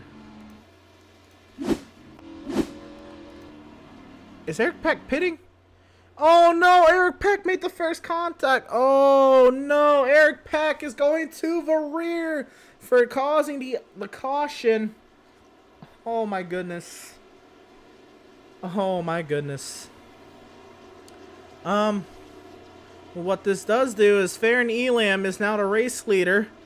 Josh McClune second. Matthew Setzer third. Keith Helton fourth. Joshua Fox in fifth. Jacob Zala sixth. The first playoff driver is Kyle Lingerfelt in seventh. Jason Miz in 8th, Nathan Sylvia 9th, Kevin Thompson 10th, Tyler Markle 11th. The second playoff driver is Malenko in 12th. Doug Solms is 13th. Max Service, the next playoff driver, in 14th. James Gilliard 15th. Reese Schaefer 16th. Eric Peck dropping to the rear. He's currently 17th. Jeremiah Stutzman, the fourth playoff driver, in 18th. Joseph Causey, the fifth playoff driver, in 19th. Adam Gardner, Andrew Pratt, Daniel Park, Devin Smith, Seth Berger, the next playoff driver, the sixth playoff driver, in 25th. And Adrian Schumacher is out of here. So this is... oh my goodness. Man, let's take a look at the chat. Lisa Berger says, go number 77. Go number 77. Meaty says, if I'm just getting into iRacing, should I get the Monster Energy Cup car, the Extended Series one? Well, you have to get to a certain license to run those cars in the official races. So, I would say, if you get out of rookie class, you have to first purchase the ARCA car, work your way through D class. If you're working up the oval rankings, at least. That's the primary series in D class. You get the C class with some more options, but most people run the truck. If you get to your B class license, you get to these Xfinity cars. And your A class license, you have to get to the Cup cars. You have to purchase all those cars, by the way. Plus, there's other options. At C class, you get IndyCar, Oval, and there's a short track series and a whole bunch of options at that rate. So that is how you work your way up and what cars you probably should get. Richardson says, Kyle missed it. Lego. Meaty says, Rip Doug, I was rooting for him. Sheldon Swindell says, let's go 18. Let's go. I mean, he is second. He's the first car on the outside lane. Andrew St. Cor says, let's go, Max. Let's go to the front with that new car. 44 of you. This is our peak viewership this season. 44 of y'all are going to watch this green, white, checkered restart here at Talladega. Farron Elam. Josh McClune, the front two. We are green from Talladega.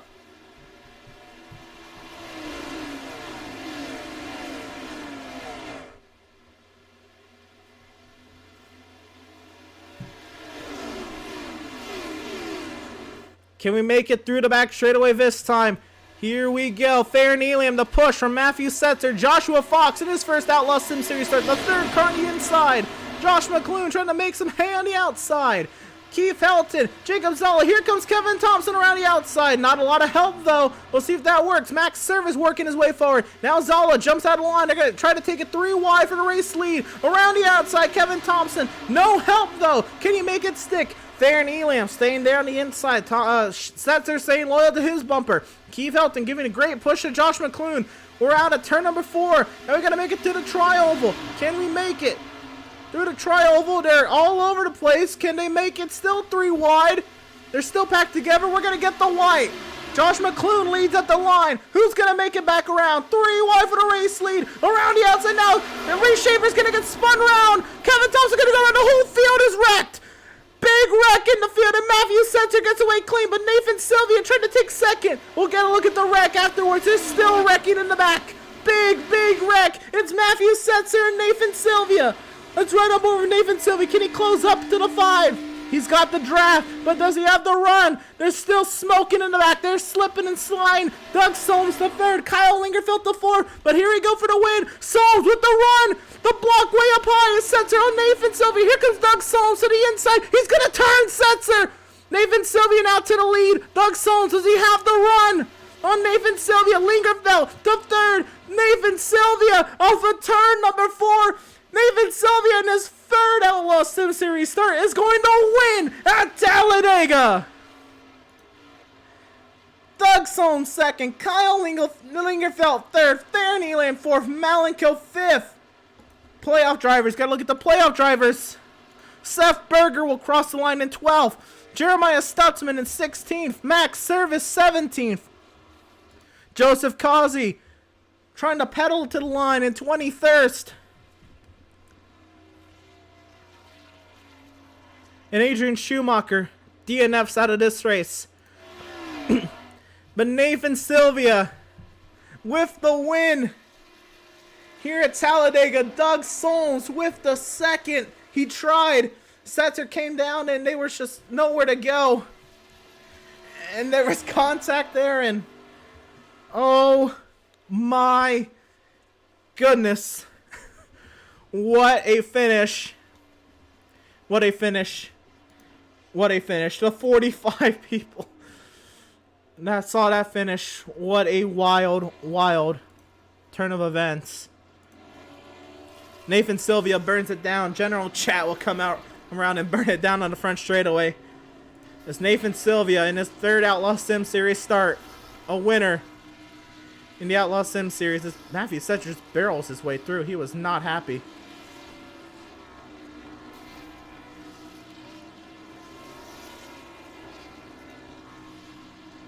Nathan Sylvia burns it down on the front straightaway. A victory for him. We're gonna take a look at that final lap. We can't hear. And everything that went down.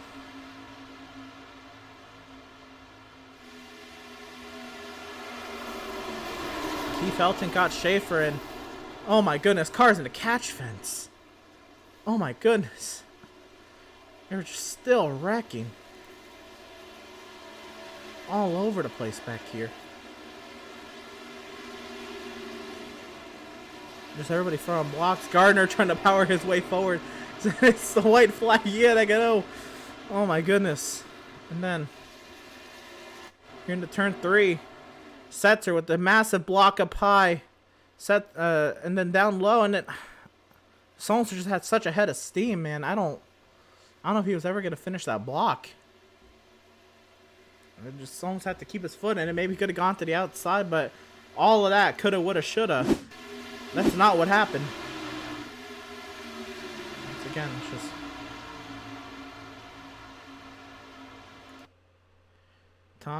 Helton clips Schaefer there. Schaefer goes around, clips McClune.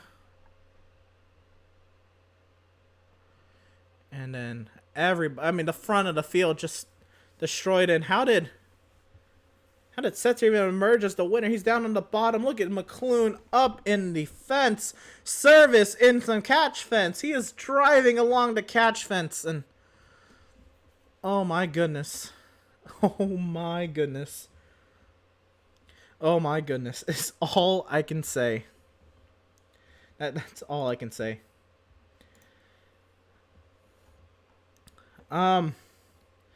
We go inverse podium in our podium interviews.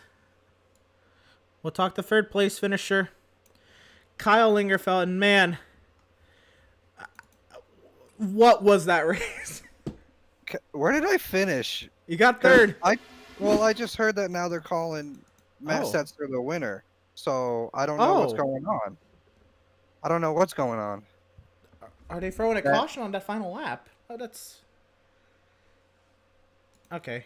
We'll let them sort it out. Yeah. Okay. I mean, I think this should be the official results. Am I mistaken? That's how we've done it all season. That's correct. Okay. We'll see how it plays out. Yeah, that was super. That was a roller coaster day for sure. Glad to be on this end of it. Nonetheless, whether it's third, fourth, or fifth, I'll take a top 5 here. Jeez, what a day. Depending on how it works out, I don't even think it's dependent on how it works out. You are the highest finishing playoff driver. For sure. That what does that mean to you? That's great. If we can't get it done next week at Richmond or at Charlotte, then hopefully that fourth spot's going to be a point in. So if not, if we can't win, then hope we point in. That's the plan. Right on.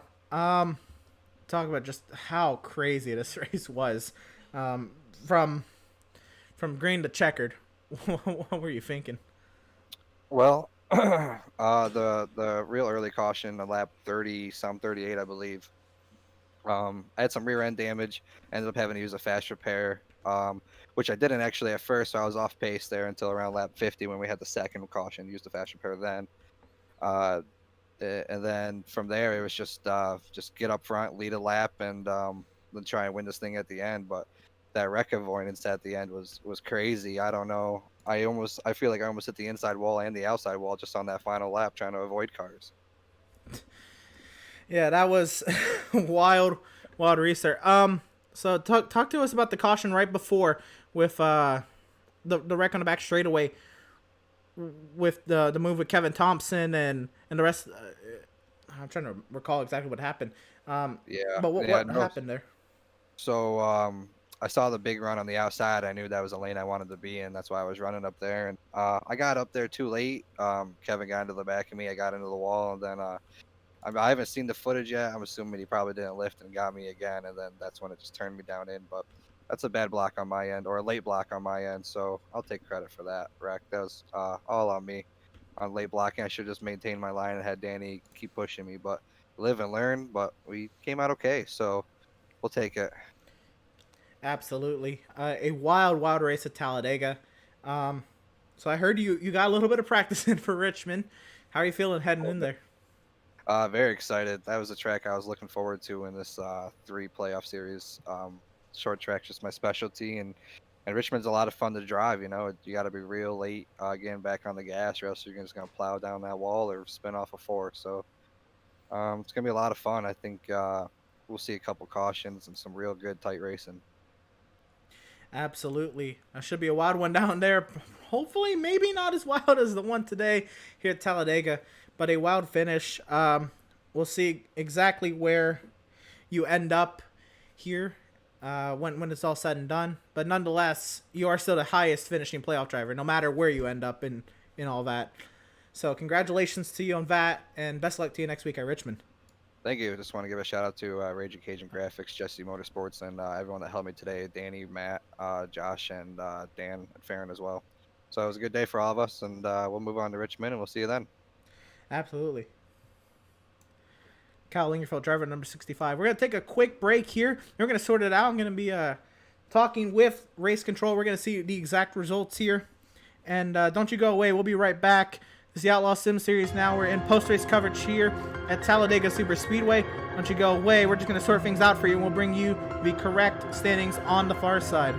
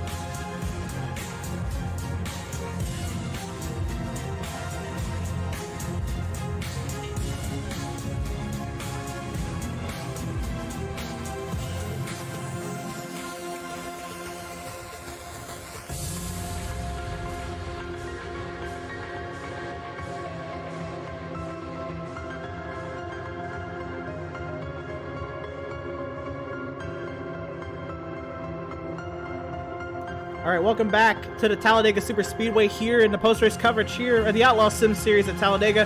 There is no confusion on the race results. The race results are correct.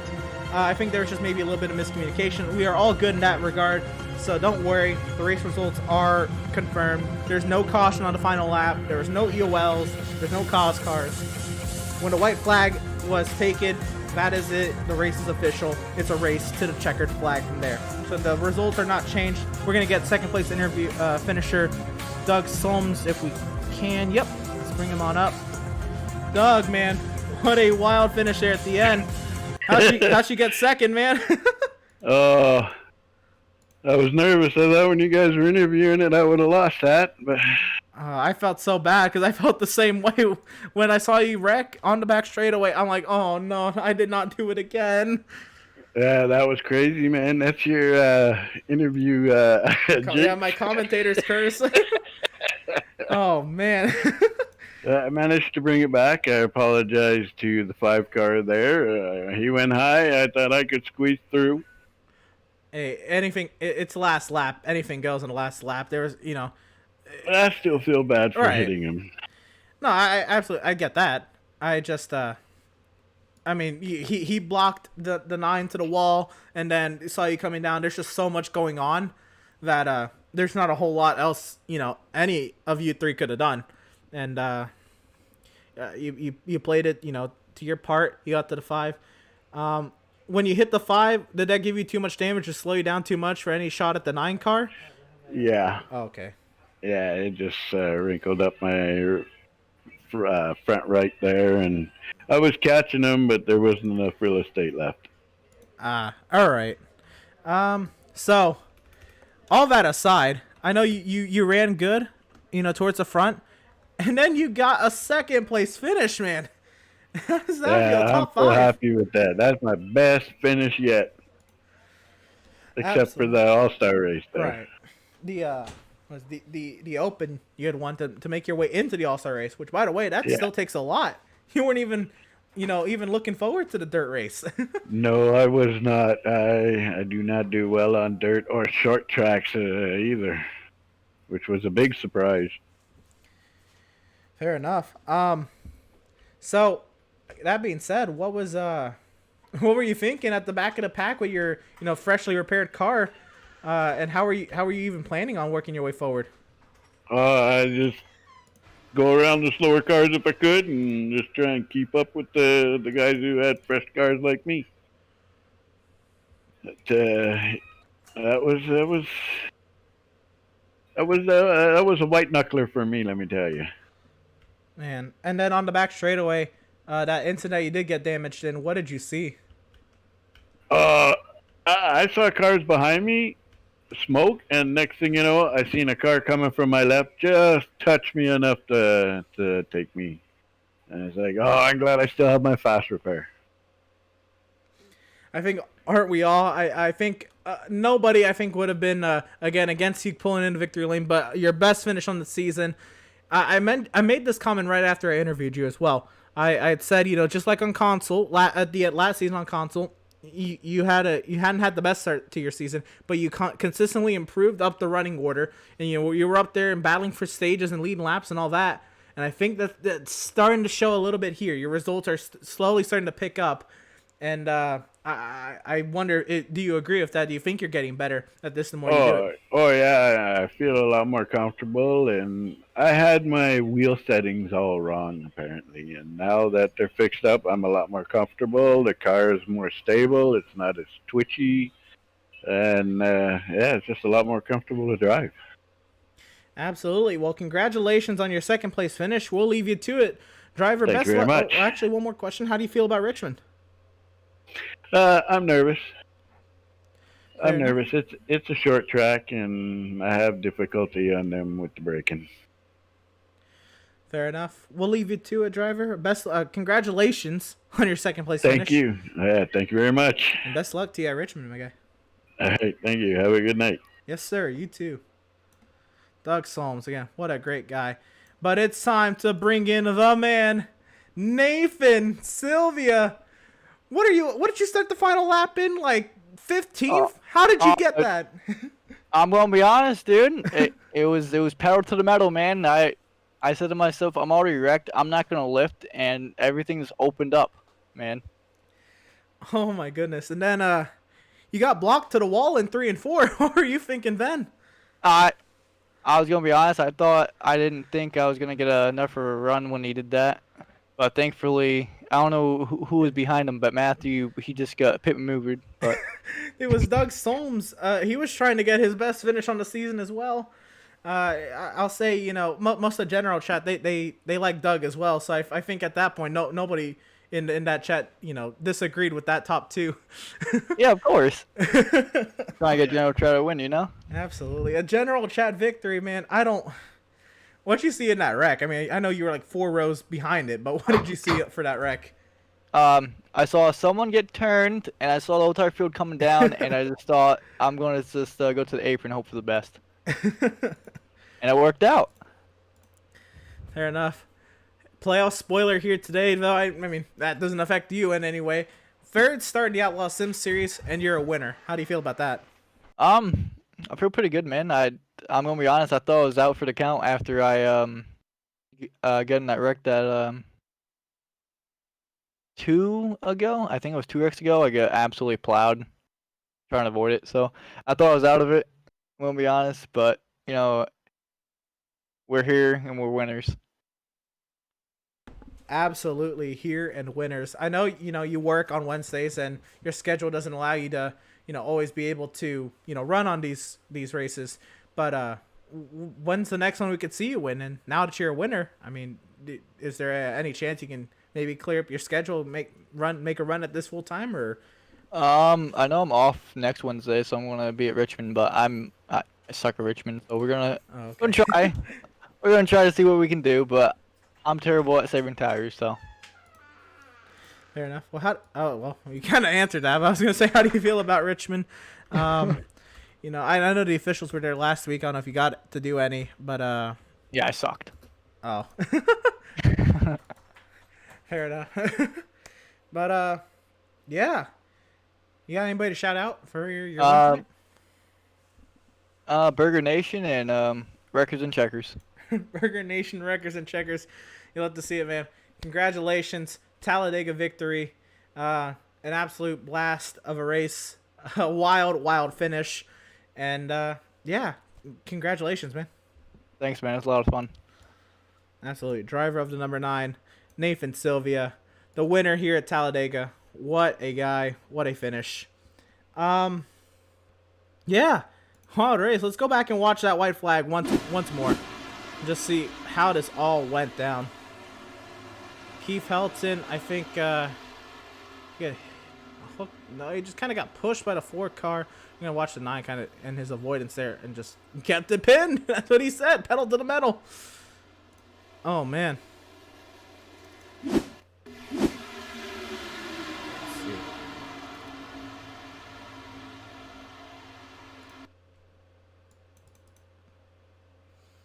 You can see maybe this from above. Let's see, just Helton moving up. I can't tell if Zala was pushing him or he just moved up. He caught Schaefer. Schaefer clipped McClune. I was sorry, Helton clipped McClune. They're coming down the track. Everybody just kind of piled into one another. Josh Fox is down there, and just so many cars up in the fence, up and over, everywhere, man, everywhere. My goodness, my goodness, my goodness. And Setzer hits Helton up the track, and man. Do I dare say, let's ride on board with Josh McClune and see what he saw in this wreck. Again, leading on the white flag, not make it back around to the checkers in one piece.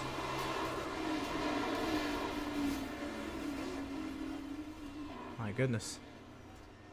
What a hit. What a ride. Wow. Once again, let's see. Max Service there than this one. Here we go.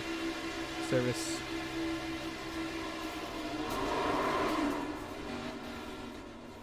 wild ride for Max Service. Able to land on all fours, grab a gear and go. Get to the checkers, man.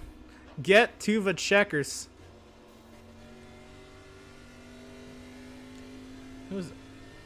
We gotta watch Doug Solms' avoidance, don't we? How does he avoid all this? Let's see from this roof cam. Doug Solms.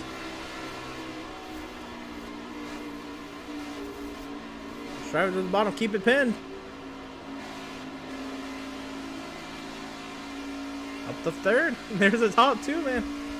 Now let's see this.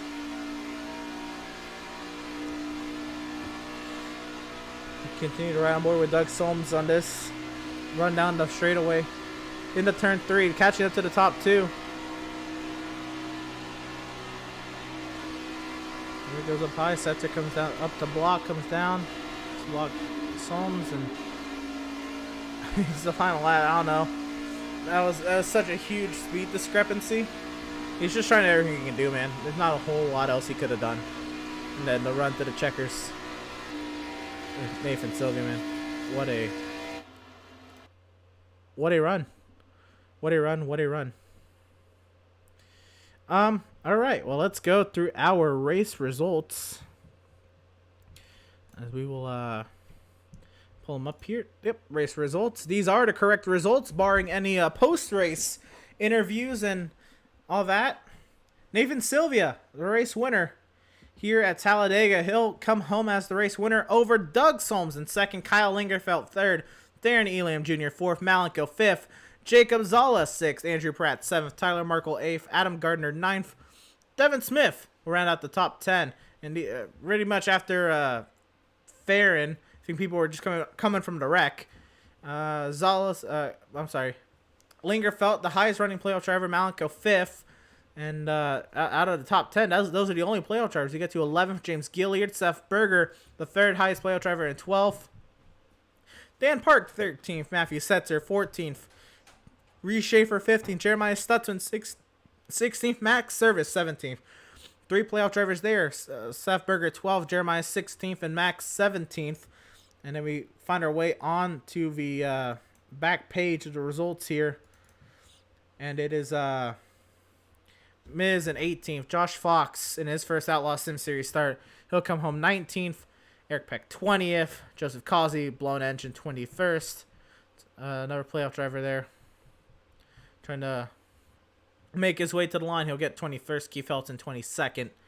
Josh McClune 23rd. Kevin Thompson 24th. And then drivers who did not finish. Wendell Elliott, Scott Williams 25th and 26th. 6 laps down. Daniel Sipansky, 27, 17 down, and Adrian Schumacher in 28th, 24 laps down. So it's not the end of the results. There's more. Schumacher 28th, 24 laps down. Christian Converse will come in with 29 laps down, along with Greg Holt, also 29 laps down. That, put Causey 2 teammates down with 29 laps left in this race. And Garrett Velsey comes to a stop on the back straightaway, parks it. 57 laps left in the full distance of this race. Just once again a wild show. That is all I can say. So many wrecks. Let's look at the chat. See what's left. Meaty said that guy really didn't want Doug to pass him. Sean Thompson says WTF. Landon says Setzer is a weapon every race. Josh McClune says, how many cars did the 97 destroy tonight? I'll say we're getting up there in the count. I'll say that. Louis the Donato says crazy finish. I believe is that Math Boy from HCR, man? Hey, thanks for tuning in if that's you, man. Nonetheless, thanks for tuning in. But Jenny Crandall says good job, Kyle, number 65. Catherine Lingerfeld says, talk about a clean escape, number 65. And wow. So yeah, tonight's charity was the Childhood Leukemia Foundation. And with them, since its inception, Childhood Leukemia Foundation has strived to maximize the effectiveness of its programs by developing new strategies to meet the needs of children with cancer, as well as refining existing programs based on feedback from children, parents, and health professionals. Throughout the years, Childhood Leukemia Foundation has maintained and expanded its hospital network to include more than 250 hospitals in major cities across the United States. And of course, if you wish to donate to the Childhood Leukemia Foundation, please go to the link there on your screen, CLF, the number 4, kids.org, CLF4kids.org, if you wish to check out this great cause. And of course, we shout out a different charity each week, which allows us, or which is why we broadcast the final 30 minutes of practice in the name of a charity each week,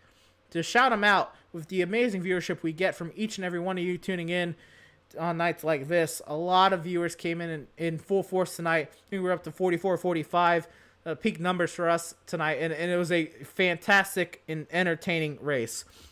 What a series. What a race. What a race. And again, please check out the Childhood Leukemia Foundation. We'll do our best to shout them out if you wish to, check them out for us as well. Tonight, this camera and others provided by Whiplash Media.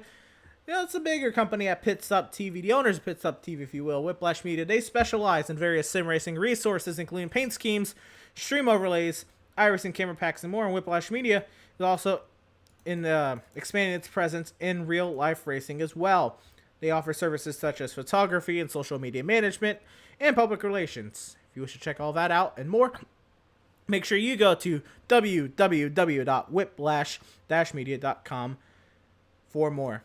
Tonight's Pratt Tile and Stone Pole Award winner again was Jeremiah Stutzman, and Pratt Tile and Stone, serving all your tiling needs since 2003. And wow, just once again, wild race, playoff spoiler, playoff drivers. I think all of them got into some sort of wreck today. I don't know who didn't get into a wreck today for the most part anyway. But that's going to conclude our coverage tonight. Make sure you tune in next week, Wednesday, April 28th, for the 8th race of the Outlaws Sim Series playoffs at Richmond. Once again, just thank you for tuning in. Check us out on Facebook at Outlaws Sim Series, the YouTube channel here at Outlaws Sim Series. I know that's where most of you viewers were at, and hopefully we see you again this same spot, same time next week. Until then, this has been Emerson on the call tonight. Y'all stay safe, y'all stay warm, or cool. I know it started snowing up in the Northeast and in Canada this week in the mid-late April. That is phenomenal to me. But yeah, if that's happening to you, stay warm. Here it's hot. We got to stay cool. But you all stay safe, stay lovely, stay awesome. We will see you next Wednesday night. Short track racing, middle race of the final round of the Outlaw Sim Series playoffs before we go championship racing at Kansas in a couple weeks. You won't want to miss it. We'll see you then. Y'all have a good night.